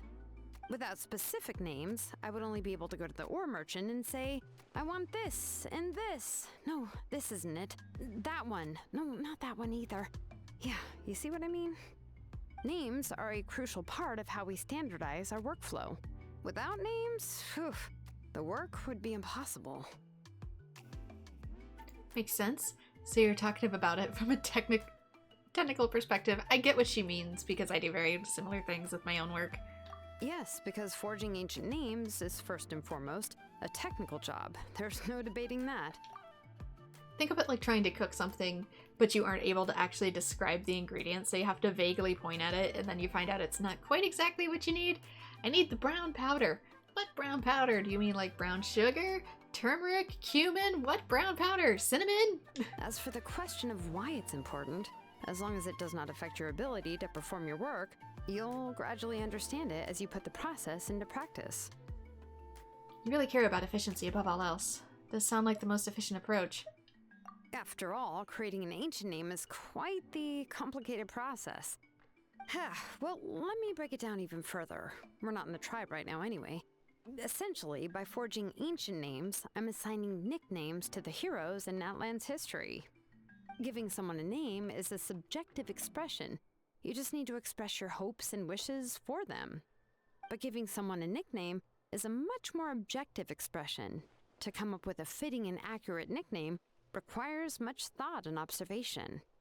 If ancient names or nicknames aren't descriptive enough, no one will remember them anyway. So the best I can do is gather all the information I could and try to come up with the most fitting nicknames possible. Even a minor mistake in the process could cause people to misunderstand the nickname. For a name engraver such as myself, such mistakes would be considered a major blunder. Paimon, nicknames are your specialty. So, see, your nicknames need more thought and observation, Paimon. The latter sounds rude. Come up with a nickname for Shilonen. Besides, all of Paimon's nicknames have been very descriptive. Everyone can remember them. Phew, now I'm curious. Why don't you, come up with one for me? Are you serious? Of course. This is also my line of work, you know. Go ahead. A nickname? Shilonen. Well, she uses phlogiston to forge weapons and make names for others. Don't overstress, Paimon. You better make it a good one. You know what? I'm gonna mess with her just a little bit. Smith? Yeah, not bad. And quite fitting, too. I'll remember it. But, you should keep observing my work, Paimon. Maybe you'll come up with an even better nickname. Right, okay. Time to make like a smith and start smithing. Watch closely. Not your best work, Paimon. Children of Echoes. Connect the things? I didn't get to see what that says. It's sort of just going on its own. Activate your elemental skill. Connect to activate phlogiston wedges. Basically, I think connect the dots. Adjust the inclination by 2 degrees. Stop. The error margin is within an acceptable amount, but I'll extend the inscription link a little more just to be safe. Is this why these mountains are all painted? Mm-hmm. I'll leave some space here. And when the linked engravings are activated, the inscriptions here will overlap with each other. And there! That should complete the flow.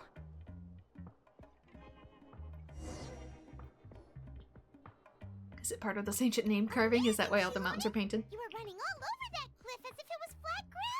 Is that how the power of the Children of Echoes works? Oh no, it doesn't have anything to do with my tribe. It's just the phlogiston adhesive I have on my shoes. But after all that running around, I'll have to infuse them with more phlogiston again. Huh. I should prepare a spare supply of phlogiston to bring with me next time. Yeah, then we wouldn't run out so quickly when we're trying to scale these cliffs. Don't tell me you've actually already covered head to toe in work equipment. More or less, yeah. I usually have at least the key equipment on hand. I can show them to you when we next find the time, but let's get to work first. Let me see. Start with Anchor 1 and activate it with Density 3 phlogiston.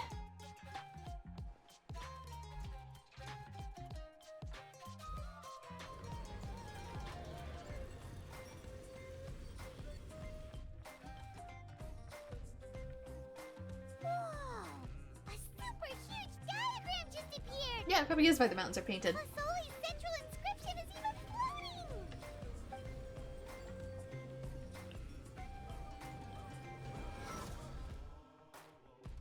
After some time, the blast of phlogiston cease and the central inscription returns to Shilonen Sands.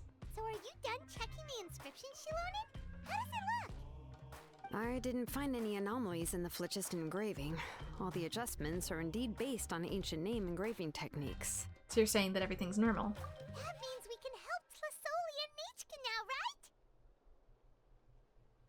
now, right? Well, probably, but I have good news and bad news. Oh, but I'm also just going to go ahead and share both, so it's not like you'll have a choice in the matter. Paimon will cover her ears after the good news. Well, even if you cover your ears, the issue will still continue to exist. But, before we get to that, I want to ask the Traveler a question. What are your thoughts on absorbing memories? It's necessary to save Nechka. It somehow doesn't seem right. I don't know. I'm sort of an in-between of these. I knew you felt the same way, and that'll save me some initial explanation. I've never been very good at that anyway. It's hard to control the absorption of memories. Technically speaking, this type of inscription has the power to do far more than absorb memories related to a single person. By herself, Auntie can't handle that level and scope of work, but if she has accomplices, it is completely possible for her to use this inscription to accomplish far bigger things. Accomplices? You make it sound like she's committing a crime! Well, here's the good news. Yes, this Blaze Gem inscription would be the perfect tool to commit crimes, but we haven't found any accomplices or signs that she intends to put it to such uses. From a purely objective standpoint, we can consider that possibility as yet to be confirmed for now. The bad news is, there's still an underlying problem with this Blaze Gem inscription that cannot be ignored. I believe I've mentioned this before. Ancient names operate with the help of the Wyab, granting them the power to read information kept in the ley lines. In this process, the Wyab actually function like relays, helping the ancient name bearer sense the information from within the ley lines. If you remove the Wyab from the process and don't use any tools, then finding a specific story is akin to trying to scoop up a specific grain of sand from a rushing river. So before you're able to retrieve the sand, you'd most likely drown. Yeah, exactly. Anyone who attempts to do so will likely lose most of their cognitive function or become a babbling madman who talks to themselves all day long. Now, let's consider the memories that Auntie has gathered as the ley line, and Nechka as the only ancient name bearer of this ley line. There's no way Auntie would let Nechka plunge into the river of memories without any tools. She'd only be overwhelmed by the surge of memories. And considering that Nechka has forgotten all of her past, she'll be unable to work on her own to accurately find the correct past. Only Aunt Tlasoli can help her filter the correct memories of her past. So, if my hypothesis is correct, Auntie is actually planning on turning herself into Nechka's Wyab to help her extract the corresponding memories in the different situations she may face. In an ideal world, this would be perfectly fine, as long as every extracted memory is correct. Nechka would essentially be getting her past back. And I also believe that there won't be any mistakes in everything that Auntie remembers about Nechka. But Auntie is not a Wyub. Her body won't be able to handle the load for long. So at any moment, she might just die. I see. The problem is one that we can't really ignore. And how long does she have to maintain that, too? There's also the fact, too, that your memories aren't perfect either. But how can we solve this problem? No matter how we try, Tlasoli will... She's already made up her mind. She's ready to pay the price. Names are blessings for the future from people standing in the past. I've also made up my mind. Come on, let's go see Auntie.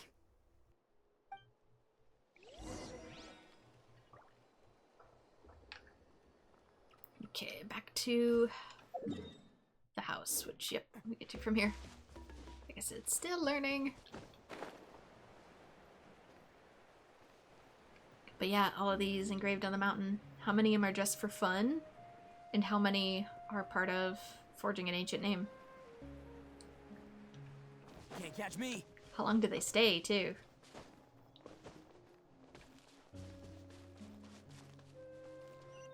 Does it eventually erode? I should also mark that there is... Not like that. I want to get it. Dang it.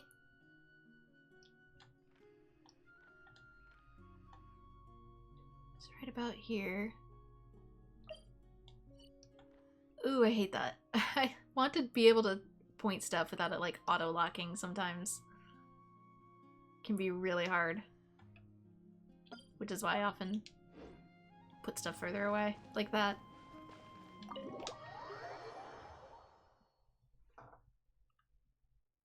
Wish you could place a mark over a quest.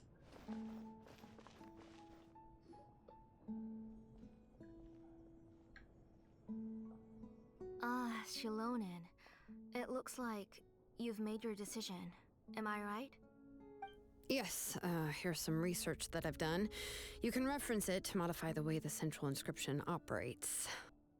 I'll also help you continue working on the Blaze Gem inscriptions, but I must have complete control over all the inscriptions and the ability to oversee their uses. The memories that can be absorbed by the inscription will be limited solely to Nechka's past. We'll plan a set time frame together from which the memories can be drawn from shortly. If you attempt to extract any memories beyond this scope, then I'll consider that as committing a criminal act and halt all work related to the central inscription. After the memory bank is constructed, the Blaze Gem inscription's absorption functions must be stopped immediately. Only functionalities for outputting memories will be kept. I accept. Thank you, Shilonen. I really... Auntie, you know I can't stand it when you do this. If you needed my help, you should have just said so. There's no need to beat around the bush like you did. Using technology for ancient names to forge other things without permission is no trivial matter. Yes, it's a major departure from the technology's intended use, but it's nothing compared to a child who needs help, compared to a name that's about to be lost. But once this is all over, you must come with me to see Pakal and discuss everything that happened. That's fine. I'm willing to accept any punishment for my little Nechka. All right, let's clear off the table and come up with a plan. I need some time to consider how to let Nechka control the Blaze Gem inscription on her own and extract the memories from her past. Oh, by the way, did you give the book to Nechka? How could I just hand her a birthday present that you specially brought for her? I've picked out a box and packaged it up. Wait till her birthday and then bring it to her. It'll be a nice surprise. No, it's just an old book. There's no need to... Those are some pretty big thuds. Oh, is Nechka up again? But what was all that noise? It sounded like something broke. Did she fall? Uh-oh. That's not good. Let's go have a look. Does she still have a human form? Nachka, don't hurt yourself. Or is she similar to... Shilonen, is that you? I was worried that she was going to be like a hilly churl. Nichka? Why are her eyes How obscured? many times have I told you? Don't get out of bed on your own. You were running a fever yesterday. Hello, Nachka. Thank you for the book. I've already read it several times. You've already read it?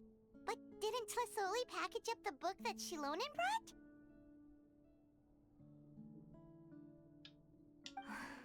No. She's all mixed up. The one she read isn't from Shilonen. It's one I bought for her before. A few days ago, she told me she wanted a book. I know nothing about these kinds of books, so I had no choice but to go to the tribe and look for a copy. I eventually found one and bought it for her. I put it in her room once I got back. Soon after, she suddenly developed a fever. I was so busy taking care of her that I forgot about the book and even forgot that she had asked you for a gift. Auntie, do you know which version of the book you bought? Which version? The shopkeeper said it was the one with the perfect ending to the story. Apparently that's the only one you can find on the market now. Oh, it's all my fault.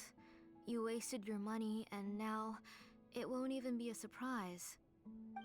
Oh, it's all right. It's just a book. As long as Nachka enjoys it, that's what matters. Oh, right. Nichka probably doesn't know us.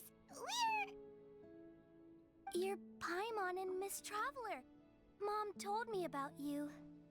Did she, or are you seeing other people's memories besides your own? Oh, seems like everyone knows who we are now. Anyway, no need to introduce ourselves anymore. Hello, Nichika. Yeah, Nachka seems to be doing pretty well today. Since she's been stuck indoors for the last few days, why don't we take her out for a walk?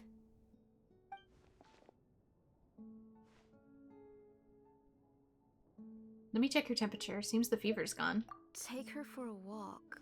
But considering her condition, I don't think she...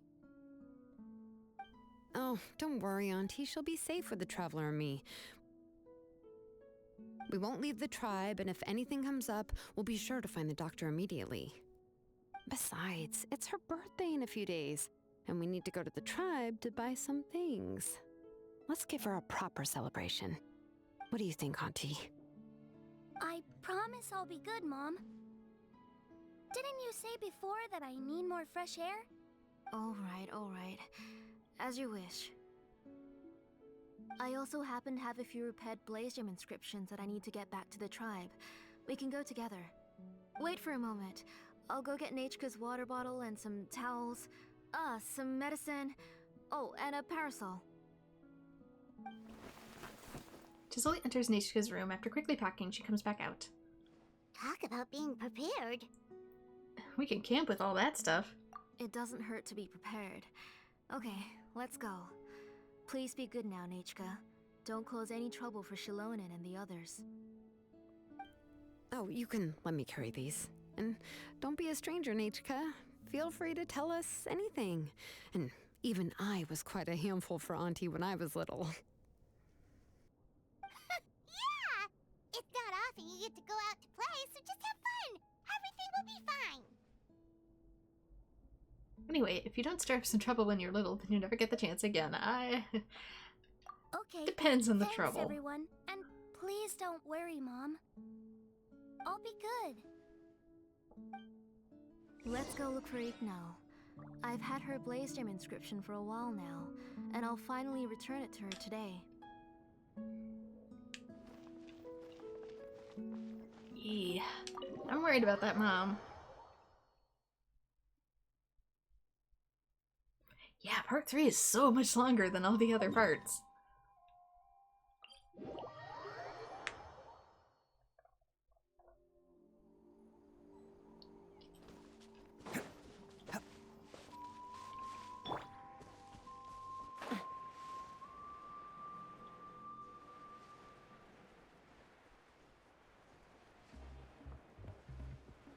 Guess would it be better to just recover some of her past? And keep everyone safe, and then we can rebuild from there? Only what's necessary? Because, I mean, every child eventually forgets some things. Tosoli, what brings you to the tribe today?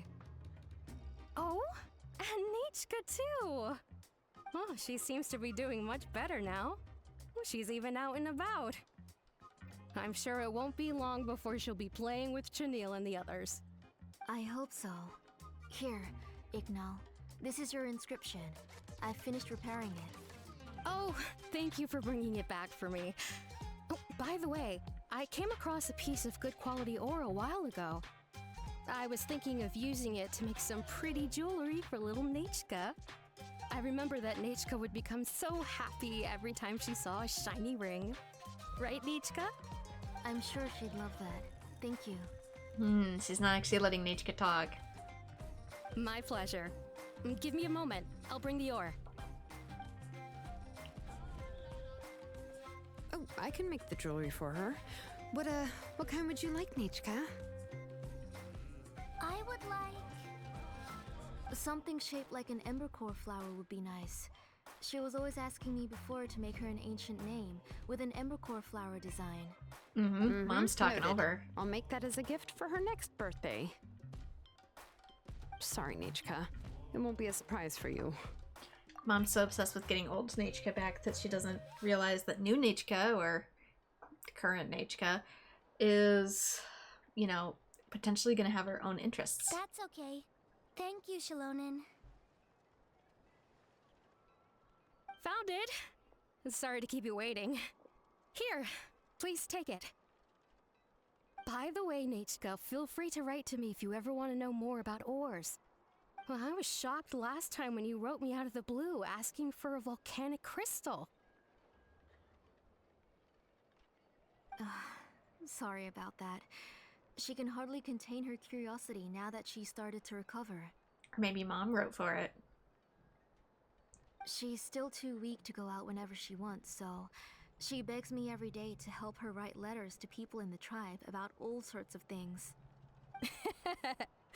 That's how you know she's one of the children of Echoes. It's normal for us to be interested in ore. Everything's looking up!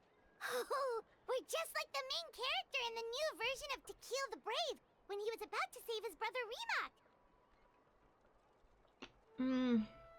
I don't know, Paramount. According to the story, we should be right around... let Paimon see... Tequil prayed to the goddess of mountains and fire. Let my brother's name ever live on. I am willing to sacrifice my heart and blood in return. The goddess replied, I've heard your prayer, but your brother is no longer your kin. His name has sunken into the deepest of depths. Then Tequil said, turn my blood to fire so my heart may illuminate the depths. I will bring my brother back before my blood runs dry. Oh, you remembered that whole line, Nichka! Paimon remembers that's exactly what the book... huh? Wait, what did the book say? You forgot, but didn't you just read it? Is it because we're carrying, the Blaze inscription? That because we're giving that memory to Nichka, anything that even is tangentially related gets lost? According to it? Maybe Paimon has it. But yeah, I'm worried too that Nichka, just like any other child, is eventually going to start becoming her own person, but her mom is so obsessed with the old version of her that maybe she is also preventing her from becoming her own person because she's obsessed with the past version of her daughter. Paimon finished both books in one sitting. A lot of their content is nearly the same, so it's easy to get mixed up. But the ending in the older version is more interesting. Even if it's hard for kids to, well, completely understand. Oh, wait! Nichka hasn't read the other ending. It's okay, just wait a bit and Paimon will read it out for you. That's not true. Actually, I already know the other ending. You already know the other ending? But didn't you only read the edition your mom got for you? Hey, what are you all chatting about so happily? Huh? Mom, Miss Traveler and I were just talking about the ending of that book. Mom's getting more We sinister were by just the talking second. about how the bad guy was defeated and everyone returned home safely. It's a really happy ending. That's not the other ending she was talking about. Aren't happy endings always nice? But if you already read the whole thing, then what will Mom have to read to you at bedtime?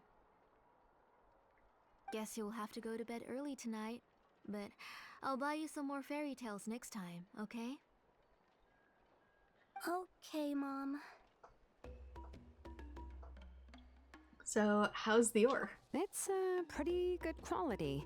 I'll be able to give Nechka a beautiful and durable piece of jewelry for her next birthday.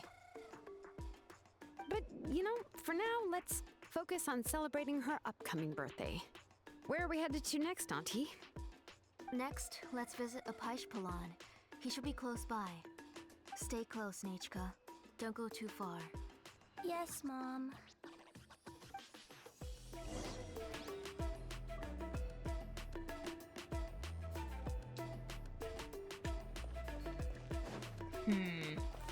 Give the Blaze Gem inscriptions back to a Paxpalan. Is trying to find. Okay, they're over here. Couldn't tell if it was going to be up, down, or what. Why do my eyebrows keep twitching today? Strange. I have that problem too That sometimes. means you're about to hit the jackpot, Paishpalan. Sometimes I just get the face twitchies. I didn't expect to have two name engravers coming in today. Welcome. What are you looking to buy, Tlazoli? I'll give you a discount like usual. Whoa! Offering a discount just like that? Plusoli sure has connections. She was once our name engraver and did a lot for the tribe. It's only fair that I offer her a discount. Thank you for your generosity. I've finished repairing your Blaze Gem inscription. Here, have a look. Come on, Nechka. Say thank you. Thank you, sir. Oh, so this is Nechka. Tlazoli has shown me some pictures before. It looks like you're doing much better now. How about this? Go ahead and pick anything you'd like from the store. Think of it as a gift from me. No, that's all right. Mom told me that you've already given a lot to our family. Oh, well, that was for your family. I've never given anything just for you. If you don't feel like it, you can also let your mom choose for you. Oh, no need to stand on ceremony, Auntie. Go ahead and pick something for Nechka. His drills and small clamps are good quality. The measurements of each part are exact, and they're always very durable. I always come here to buy things if I find myself in a pinch. Oh, do you have any child-friendly safety scissors? I remember seeing a few different styles. I have a few in stock, but I put them in the back. Let me bring some out for you to pick. Oh, no need to bring them all the way here. Why don't we just go in the back and choose there? It should only take a moment. I don't know much about that kind of scissors. Why don't you just go yourself and... Don't want your daughter saying anything. There are too many different designs and varieties of kid scissors. If you don't come and help me choose, I won't be able to pick one that Nechka would like. Come on, Auntie. It'll only take a moment.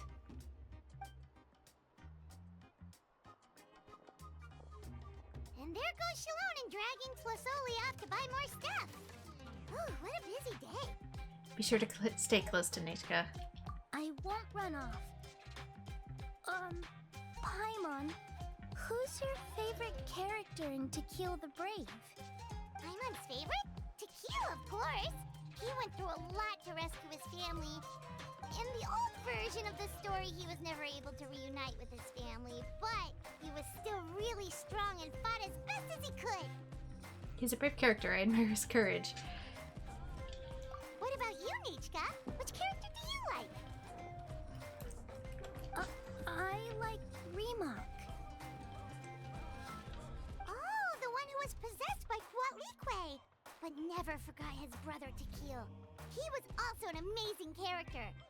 If it wasn't for his determination, both he and his brother would have been defeated by Quatlique in the final battle. You remember all the details, Paimon. Seems like you're really immersed in the story. Of course! A story's only interesting if you can really get immersed in it. Hey, Nechka, why don't we play pretend? You can be Remak, and Paimon will be Tequila, okay? You just like reciting epic lines. Let's see if she still remembers them now that she's spoken about this, or if it snatched her memories.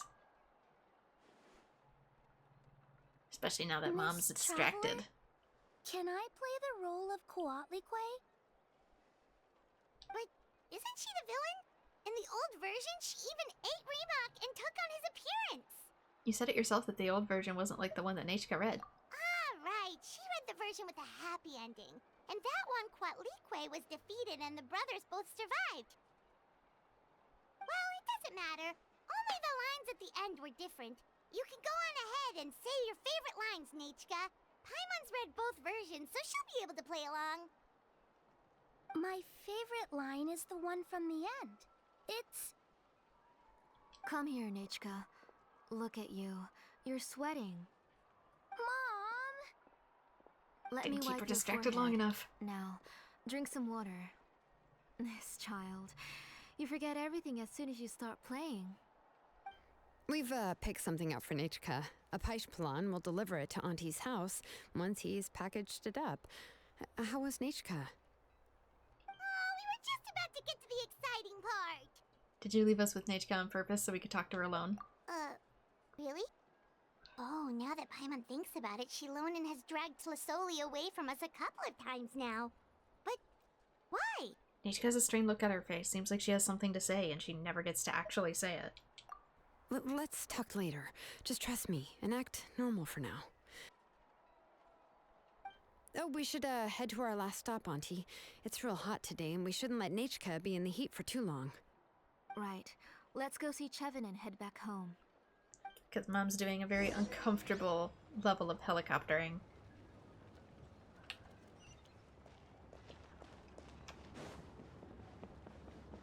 Like there are secrets being kept.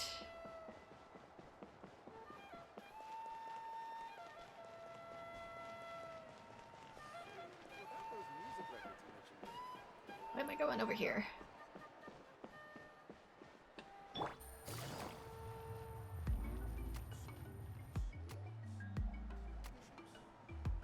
I finished repairing your Blaze Gem inscription, Chevin.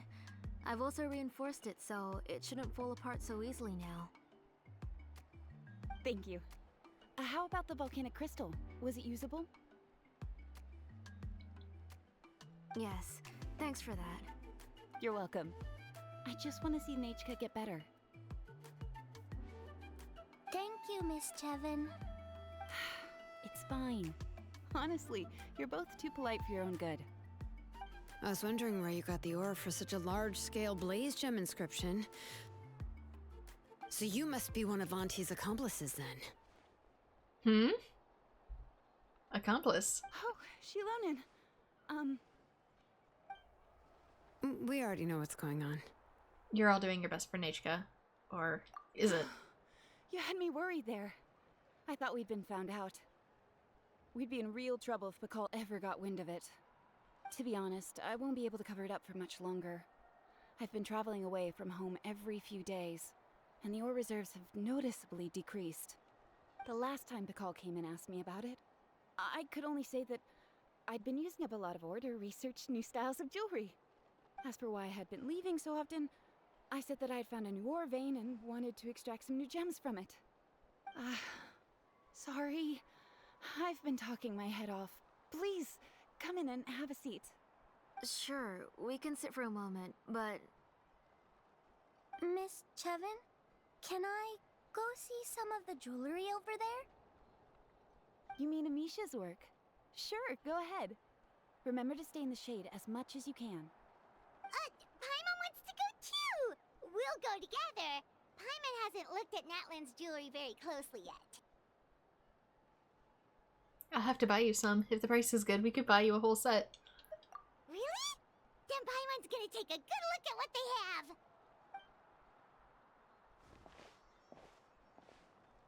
You haven't bought any jewelry for a while, Auntie. Why don't you pick one out?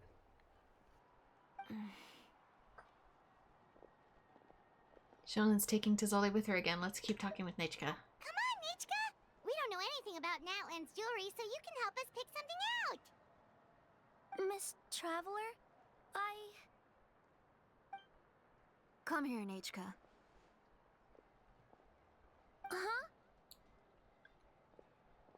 Sorry, Chevin and Shilonen, but it's already getting late. We should be heading back now. Yeah, It'll I be don't know how I feel Nechka's about birthday her. in a few days, and there's still a lot for us to do before then. No problem. I'll be sure to bring her some beautiful jewelry to celebrate.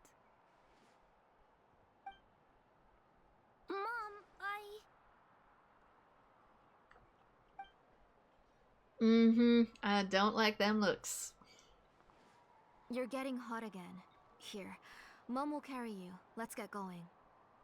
You forget to take care of yourself once you start playing. Let's go back and we'll have a talk. I didn't. Nechka, I never taught you to lie. Sorry, Mom.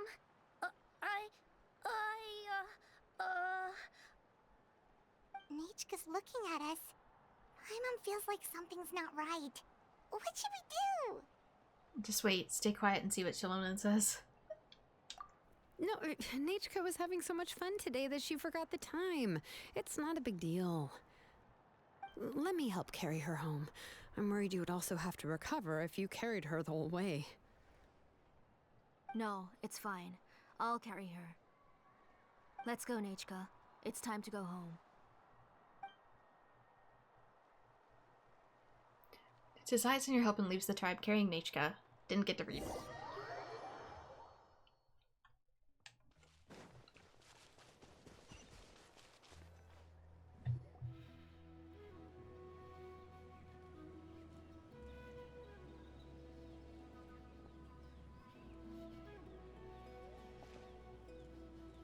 Thank you, everyone, for spending so much time with us today. Please be sure to come to Nechka's birthday party. We'll be there. I hope she continues to feel better. Alright. It's nearly bedtime for Nechka, so let's part our ways here. Oh, Auntie, remember to give her the book, that copy of To Kill the Brave I brought. I went to a lot of trouble to find it. I understand. Really, do you think I'd let your efforts go to waste? It's very special to receive a book from you. I'm sure she'll put it somewhere safe. Right, Nechka? Yeah.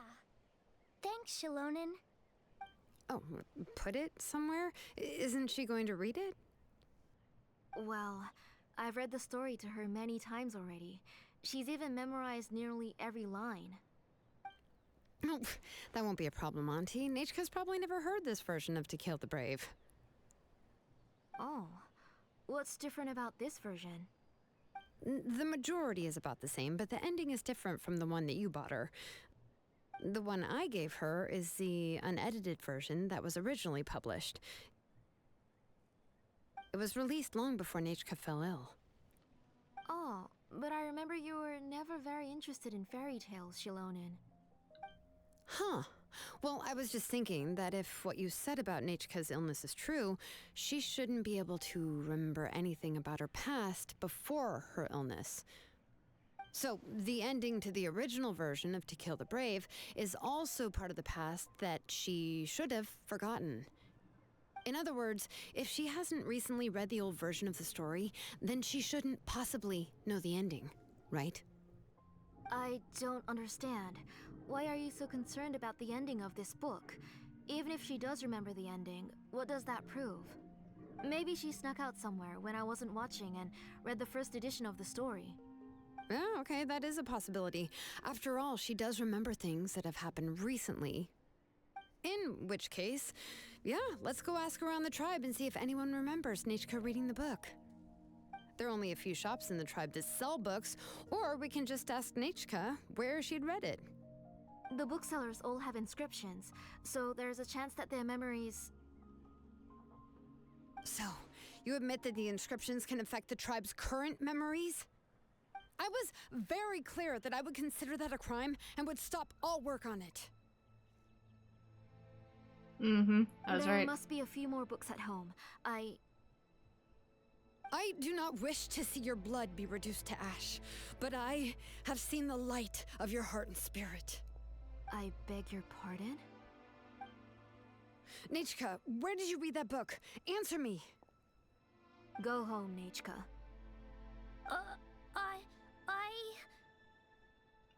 Are you disobeying me? You're the one who wrote me the letter, Nechka. You're the one who wanted the book. Only you can speak for yourself. We're listening, Nechka. Right here, right now. Remember my name, brother. As long as you remember me, I will never have left. Silence. That's the line from the old ending. Nechka remembers it. I know everything. Shalonen, help me, please. Ooh, magicked? Get back! Shalonen, wait for us! Smooth transition. The tunnel is blocked. We can't go in. There might also be traps. Whoa. What are all those things on Nechka's walls? It seems Auntie put all the extra inscriptions she made here. There's no one here. Where'd they go? Down the hole, I guess. But damn, that's a lot of inscriptions. That's actually pretty darn creepy. If she's trying to finish that ancient name, there's only one place she could go. Come on, follow me.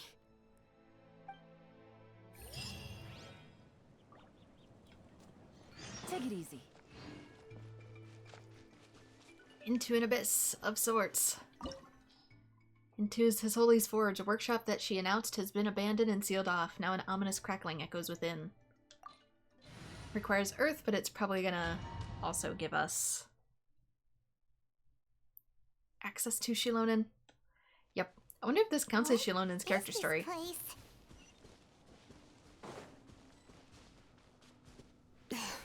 Auntie's workshop. It was supposedly closed after she stepped down from her position in the tribe. But it appears that we've all been deceived. Maybe it wasn't for her daughter after all. Maybe your daughter's fine. Why are there people up ahead? If you're up to shady business, you have to hire shady people to help you. Let's go, don't hesitate! Yeah, I'm kind of running out of time to record anyways. Gotcha. Ended up going way longer than I thought it would. At first it seemed like it was going to be less than a 1-hour quest. Out of the way or get blown away! Let's roll! Can't catch me! That was quick.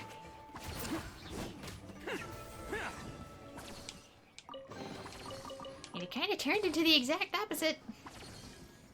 Without warning. Get this, I'm probably going to need Shalonen.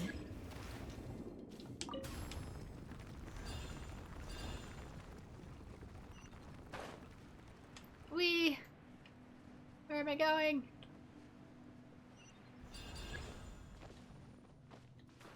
How do I? Can you please do your thing? Thank you. Don't get stuck. Don't get stuck. Oh, no, don't fall. Dang it. Oh, is this like super strong soup? I don't entirely understand.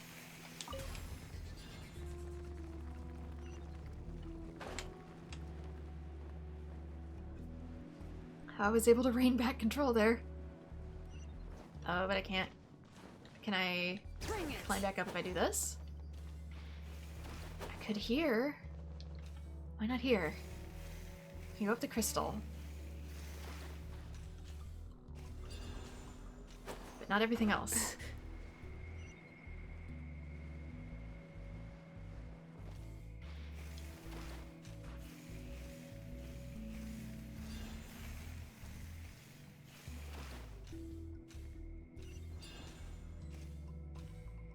Come on, show me. Don't even waste time on you, bros. Quietly now. Our bond is strong. Forget it. Yeah, there was one of those 10k hits that I was talking about. Whee!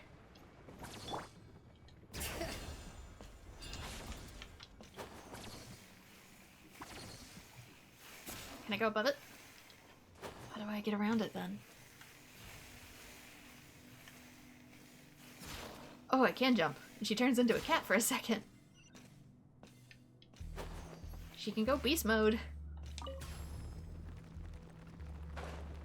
Whoa. It did not mean to pop out. Oh, is it here? Is that why?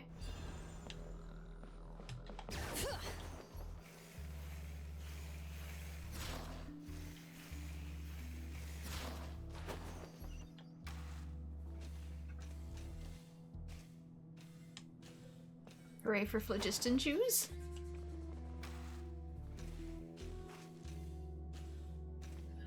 Alright, let's finish this fast. Here comes the catch. Stand with me. That was my way. Forget it. I'll settle this.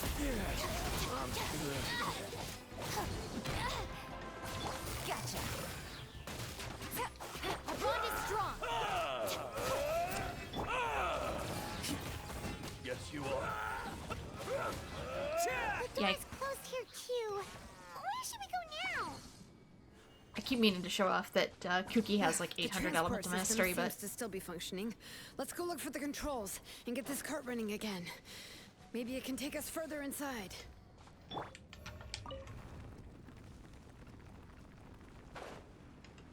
here? Where are we looking? Oh, I need to mess with something down there. I thought it wanted me to climb first. Also, totally forgot to grab the reward.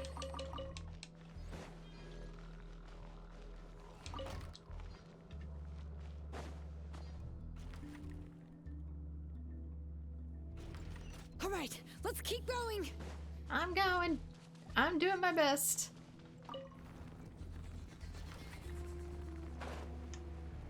Okay, it wants us through here.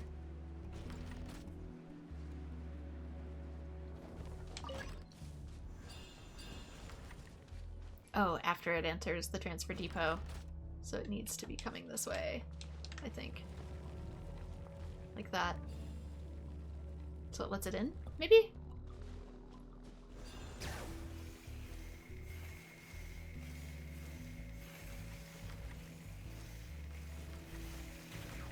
Do I have to enter it manually each time? I'm stuck.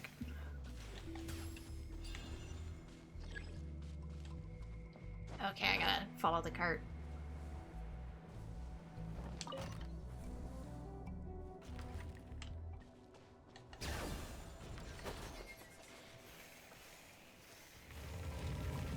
"3D physics." Let's go, get off the thing, get off. Dang it.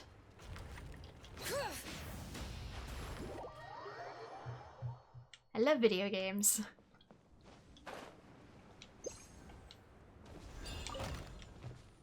Okay, where's that one going?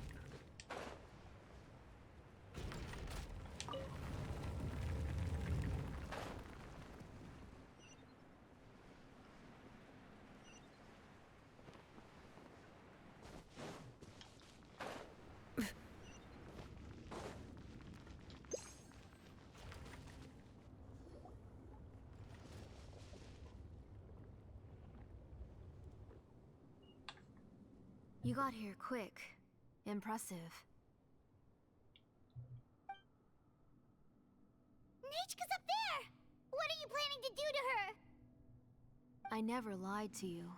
All this time, I've only been trying to save my daughter. Even though she's not my daughter yet. But once everything is over, she will really become my Nichka. What is she saying? Is she not Nichka? Did you steal someone else's kid? Infusing memories and forgetting the past. So you figured it out. I want to use memories to awaken my Nichka. Are we doing a Resident Evil Village here? Is this a different kid and you just She want has to put the stayed old in the Night kid's Kingdom for memories? far too long. She's afraid of the dark and cold. I'm the one who made her stay there alone, so I must bring her back. Don't worry, Nichka. Mom hasn't forgotten anything. She has always remembered your name. Night Kingdom, so Nature's already dead. I'm afraid so. Yeah, this is a different kid. Then, who's that girl lying up there?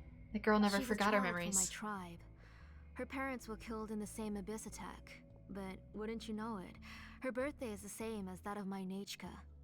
I raised her and took care of her for many years.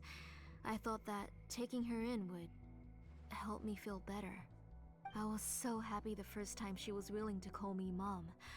But then, I suddenly felt very, very scared. Is she really my child? My child's name is Nechka. It could only be Nechka. How could I developed be a psychosis happy? around it, huh? My little Nechka is still waiting for me to get her home. As I said, I only want to bring Nechka back, even if it costs me everything. And now, the time has come for me to pay.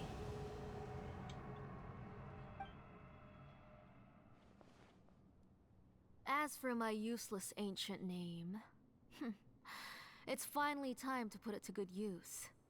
If you're not willing to help me, then you can become the fuel for Nechka's ancient name. In other words, this kid's just literally a Shilonen, sacrifice.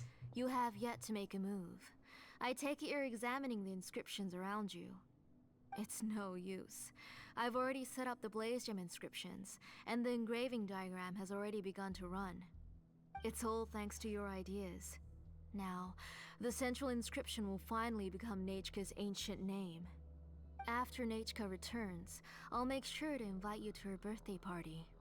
Get behind me, Paimon. You're not gonna go up there, are you? Nechka's already dead. We can't let her harm an innocent child. And I seem immune to a lot of There's a flaw this. in this engraving diagram. The weak point is almost about to activate. So on my mark. Don't worry, Nechka. Don't worry. Mom is here. 3. Mom will always be with you. I'll never forget you. 2. Wake up, Nechka.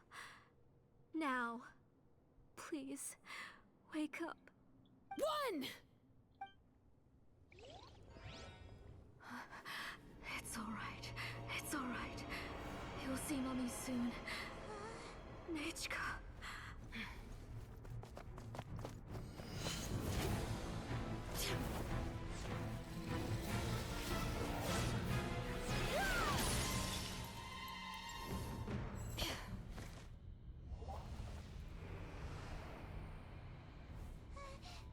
Keep back!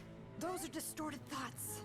And the mists are the thoughts' twisted cries. If you become tainted by them, they will control you, and you'll never be free again. Where are you? I don't want medicine. It hurts. It hurts.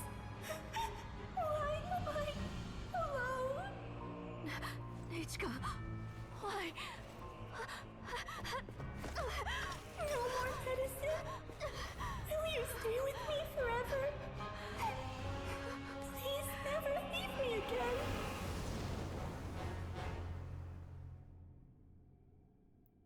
Maybe she got dragged down to the abyss with the real Nechka.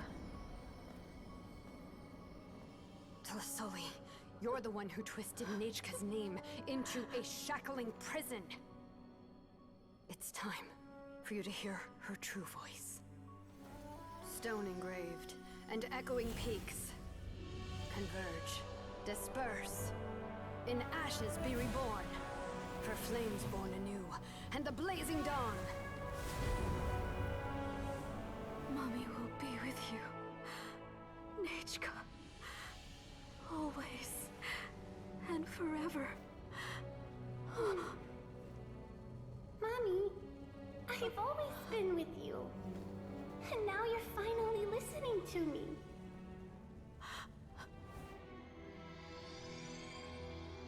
The old births the new, as flowers shield the roots, so life ever cycles until we return to the land. We've known each other a while, but we've never met. You're Nechka? Yes, but I still don't know your name.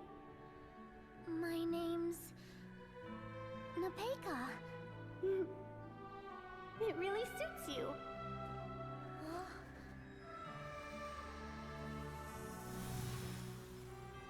Nipeka. I bless you from the past and wish that every day of your future will be filled with peace and happiness. And the ability to go outside away from this woman, hot damn.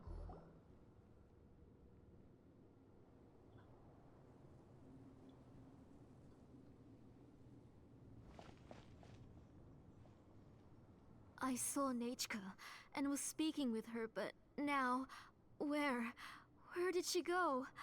Back to the ley lines. Nechka, where are you? Answer, Mummy, please, please. Shilonen, you saw her too, didn't you? You saw my little Nechka. I felt her hands and hugged her. I was right. I was right. Those gray shadows were just a minor mistake. I just need to restart the ritual again. Alright, I'll start it again and Nechka will... Have you still not come to your senses, Auntie? What senses? I was not wrong.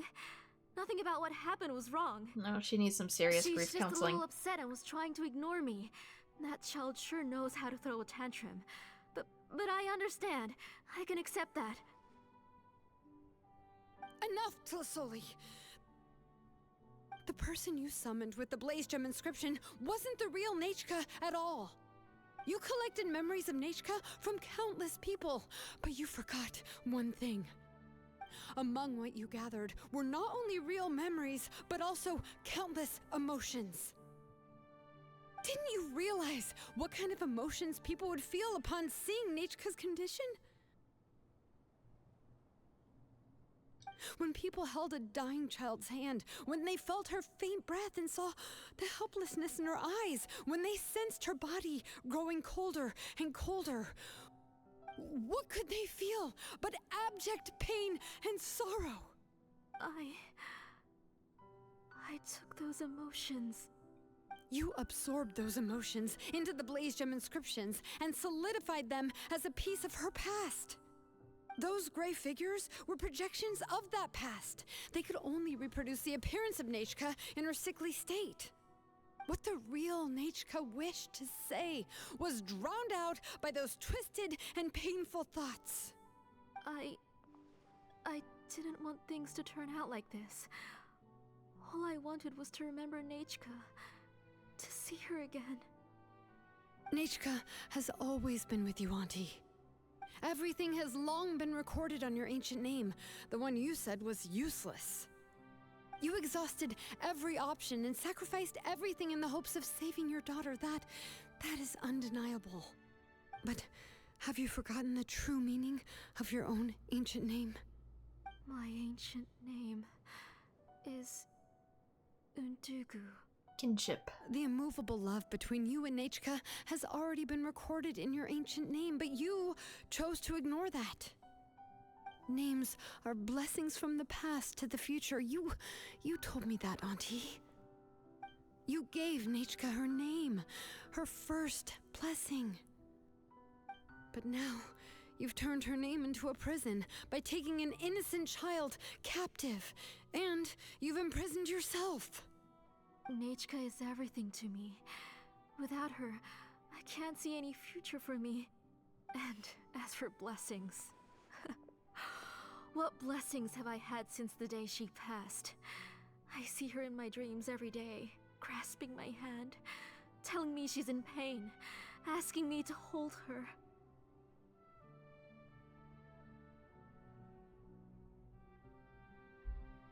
But I can't say anything.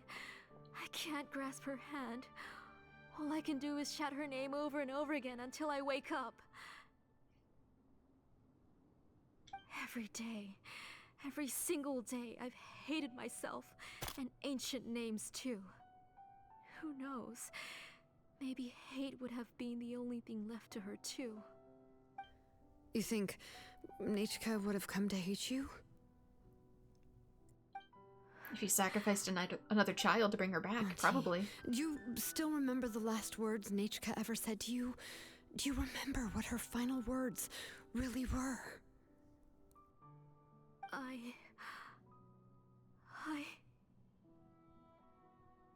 The reason you haven't felt blessed is because you've forgotten the true past.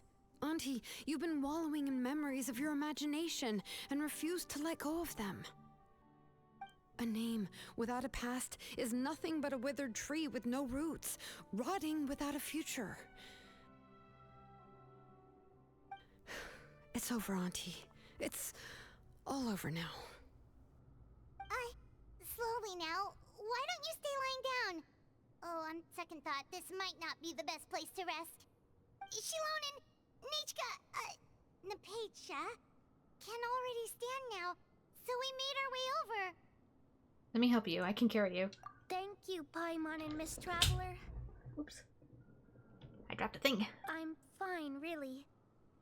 The real Nichka helped me just now, so it doesn't hurt much anymore. That's good. If you became Nichka, then this story would really become the To Kill the Brave. This isn't the place to chat. Come on, let's get out of here. But what about Tlasoli? She needs therapy. A lot of it. Don't worry. She won't be able to cause any more trouble now. It's all over. You leave the workshop, and once outside, Shalone asks that you accompany Napecha.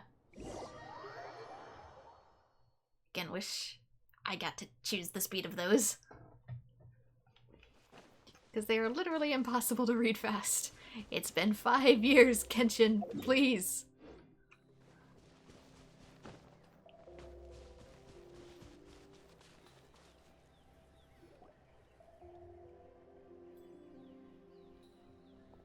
All right, I've locked Auntie in the house with a few ropes. I'll take her to the tribe shortly to be punished for what she did. As for now, we can get away from the house and get some sun. After dealing with all of that, I'm completely out of energy. She's already Understandable. planned out everything. Shilonen sure doesn't waste time. It's still so scary to imagine. Tlasoli wanted to turn her adopted child into Nichka, and she even nearly succeeded. Good thing we found out about it in time. She knew what to do right away. Yeah, she was so cool in the final moments. She went right into action and took control of the situation instantly. Well, it's all thanks to Napecha's resilience. She never gave up. If it weren't for her bravely trying to get help, then I wouldn't have noticed Auntie's plan so easily. You're very brave, Napecha. It was thanks to all of you encouraging me. After all, this was already the last idea I could think of. I tried to get the attention of many others who visited before, but they were all either quickly whisked away by Tlasoli or simply refused to believe me. Even if I told them everything, Tlasoli would just blame my illness to cover it up. That's why we look for All signs she in the had parent to just do as was much as the start to child. cry, and then the guest would try to comfort her, but completely forget about me. She would inspect all the letters I sent and any gifts I received. And then, if I didn't comply, she would force me to drink some strange medicine. It would put me to sleep for a few days, and it would be hard for me to remember anything. I would see a lot of weird things while I slept, and the walls around me would start talking. I would be so scared every day. If I wasn't able to get your help this time, I might have just given up. It's all in the past now, and that just makes me want to have her punishment be even harsher. You have us now, Napecha. If anyone dares to hurt you again, the Traveler and Shilonen will send them flying! Yeah. Sorry, I just can't help it. You are already super brave, and you even managed to call Shilonen for help. Oh, you definitely found the right person. Shilonen isn't the kind of person who gets distracted easily by crying. She pays attention when someone's talking and doesn't miss a beat. And it was because of your help that I was able to pick up on the details. Without you, it would have been extremely difficult for her to communicate that she needed help.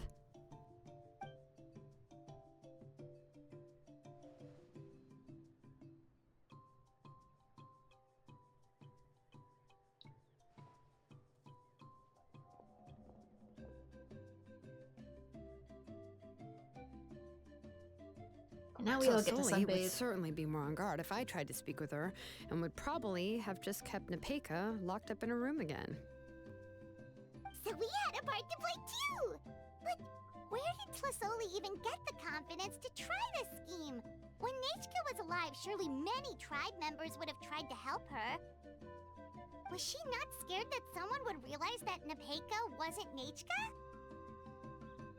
She must have been using the Blaze Gem inscriptions for a very long time. That's certainly a possibility. The inscription she created would not only collect information I was wondering why related to nobody else Nechka's noticed. past, but also actively erase people's memories of Nechka. It's similar to graffiti.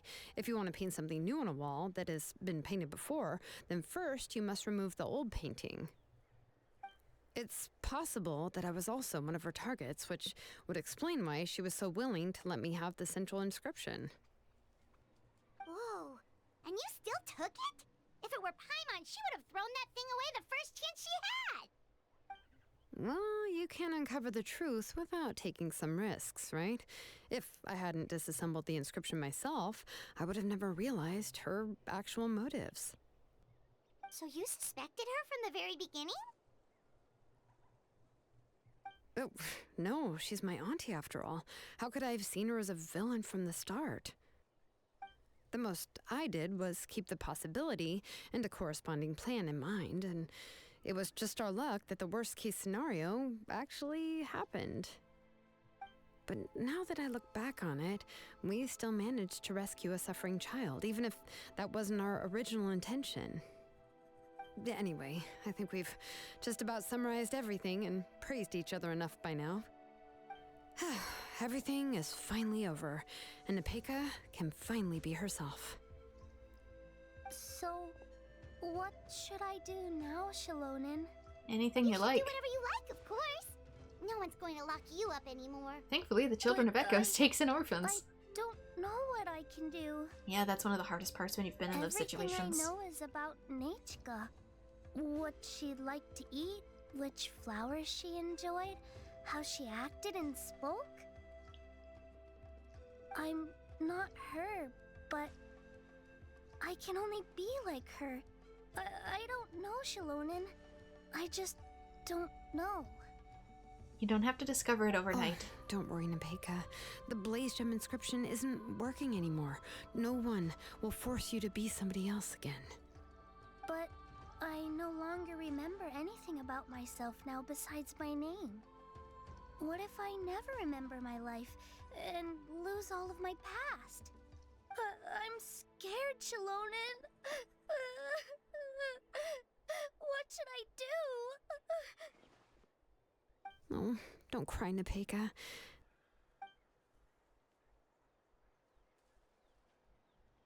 Here, take this.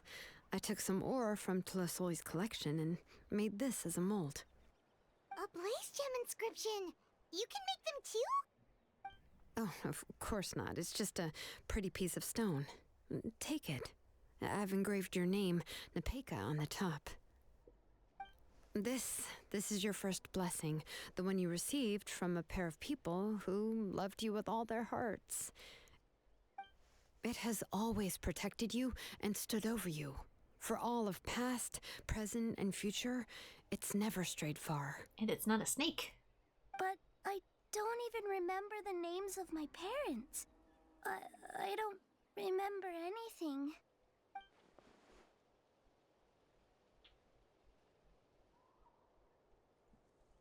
You don't have to. You can start new. I won't make any big promises and say everything will return to normal. I'm not sure what kind of future you will face. I can only promise that no matter what the future holds, your name will never fade. This is a blessing given to you by a name engraver. Sometimes if you can't go back, you just gotta go forward. You'll continue to grow and mature as a sapling sprouts upward and becomes a healthy tree, or as birds spread their wings to fly high into the sky. Your name is your starting point, as well as your guide. Remember your name and everything you've experienced, and you'll know how to step into your future. I'll do my best. You can do it, Nepeka! We'll always be with you. Sort of. Thank you all. Shilonen, Paimon, and Miss Traveler. It'll be a lot easier when she's reintroduced back to the Children of Echoes and is surrounded by, you know, non-sinister people.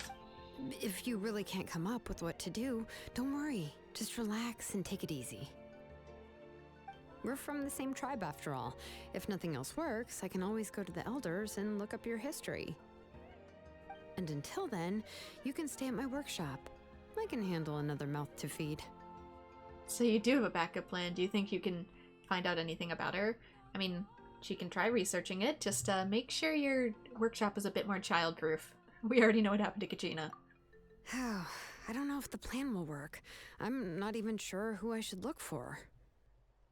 Well, rather than placing our hopes on a plan that relies so heavily on luck, we should just focus on ourselves. Well, anyway, enough about all that for now. Let me take Tlasoli back to the tribe first. Oh, come with me, Nepeka. Oh, gosh. I nearly forgot that we haven't even had dinner yet. What would you like to eat? Huh? Oh, anything. I'm not picky. She'll probably never want hot chocolate again. Oh, good. Let's go. We have a lot of work to do. We have a very busy future ahead of us. I'll say. Suddenly, motherhood. Oh, and one more thing. Happy birthday, Nepeka.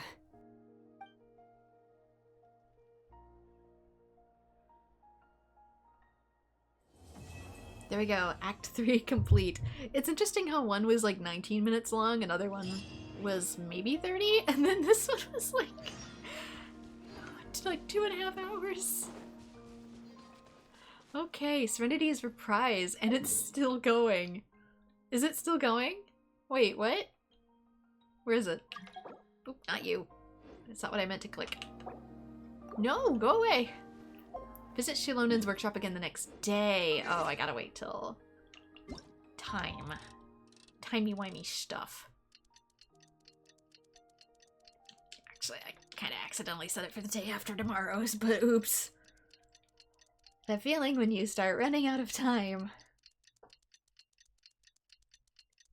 And so your brain is definitely beginning to waffle. I should have totally started making dinner by now, but oops, sheesh.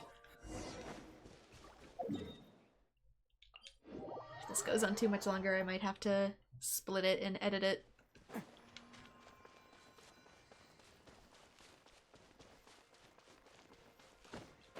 It's a full-length episode though, which means I'll be able to do a pull.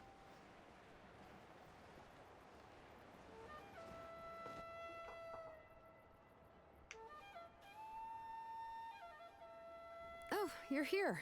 Everything's been taken care of now. I was just about to go have a rest.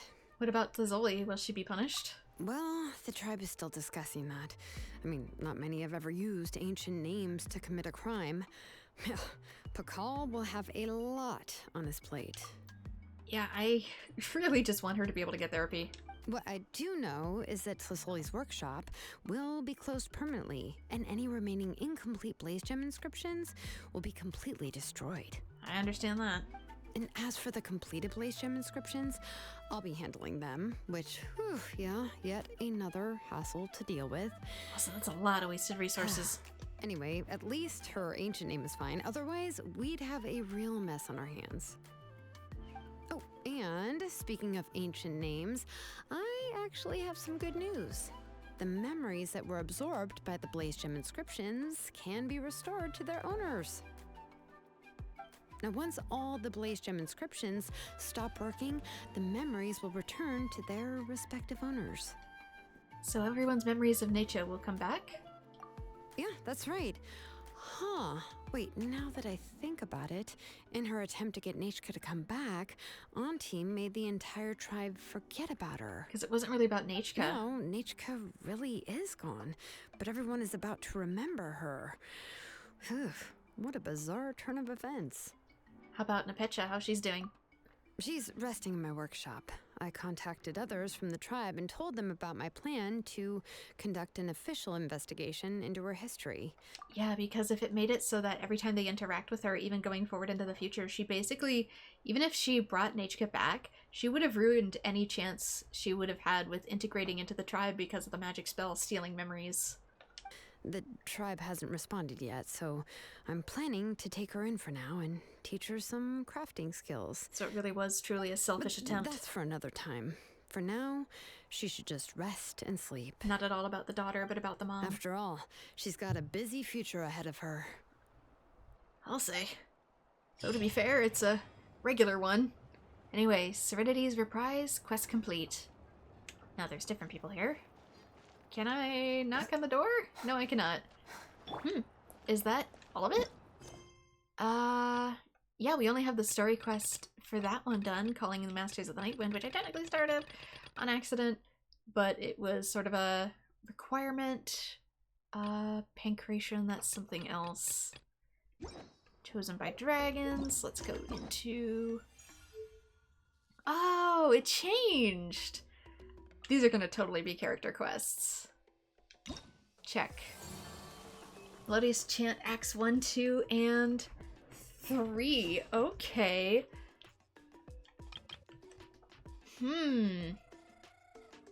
Interesting. This could potentially make a thumbnail, but I don't know. We aren't gonna see whose story these are until we actually begin to do them. I wondered why Kanisha's was missing from here, even though I know there's a thing. That means one of these is his. This might be Auroron's. Chaska maybe with Flower Feather Clan. Collective of Plenty. Don't fully remember.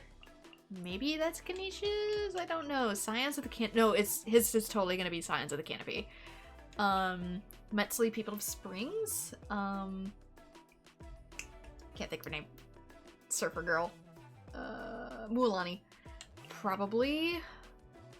I wonder if this is, oh. Dude with the little purple brow? Not, Ifa. I can't remember Takuku, but I can't remember then. Don't know who you were gonna be. Oh, maybe, Janssen's. I'm a little out of practice these days. What is the cowgirls? It's either gonna be Janssen's or Varessa's. But I guess we'll see. But I guess if that counts as a quest finished, we can do our pull now. Okay, another roll for Skirk, and hopefully for the sassy new Catboy, because I have seen lines from him and they absolutely crack me up. I love him. I love him dearly. Please let him into my party. And we get another Candace. I'm not a big fan of her gameplay style.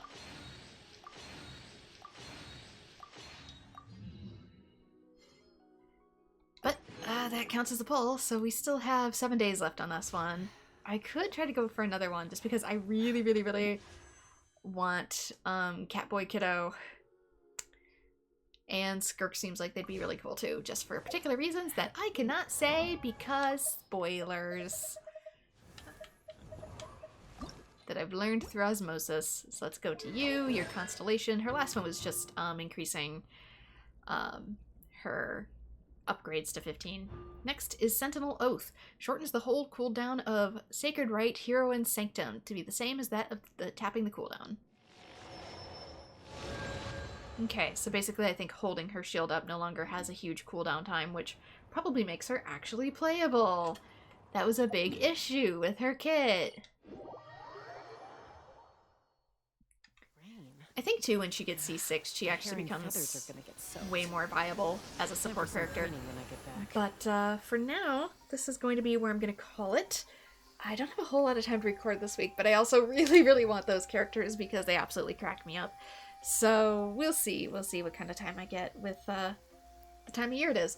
But for now, this is where I am going to call it. Thank you so much to everyone who has joined. Like and subscribe if you would like to see more Genshin Impact. And I hope to see you all in future streams. Bye-bye. as soon as I can get out of the menu.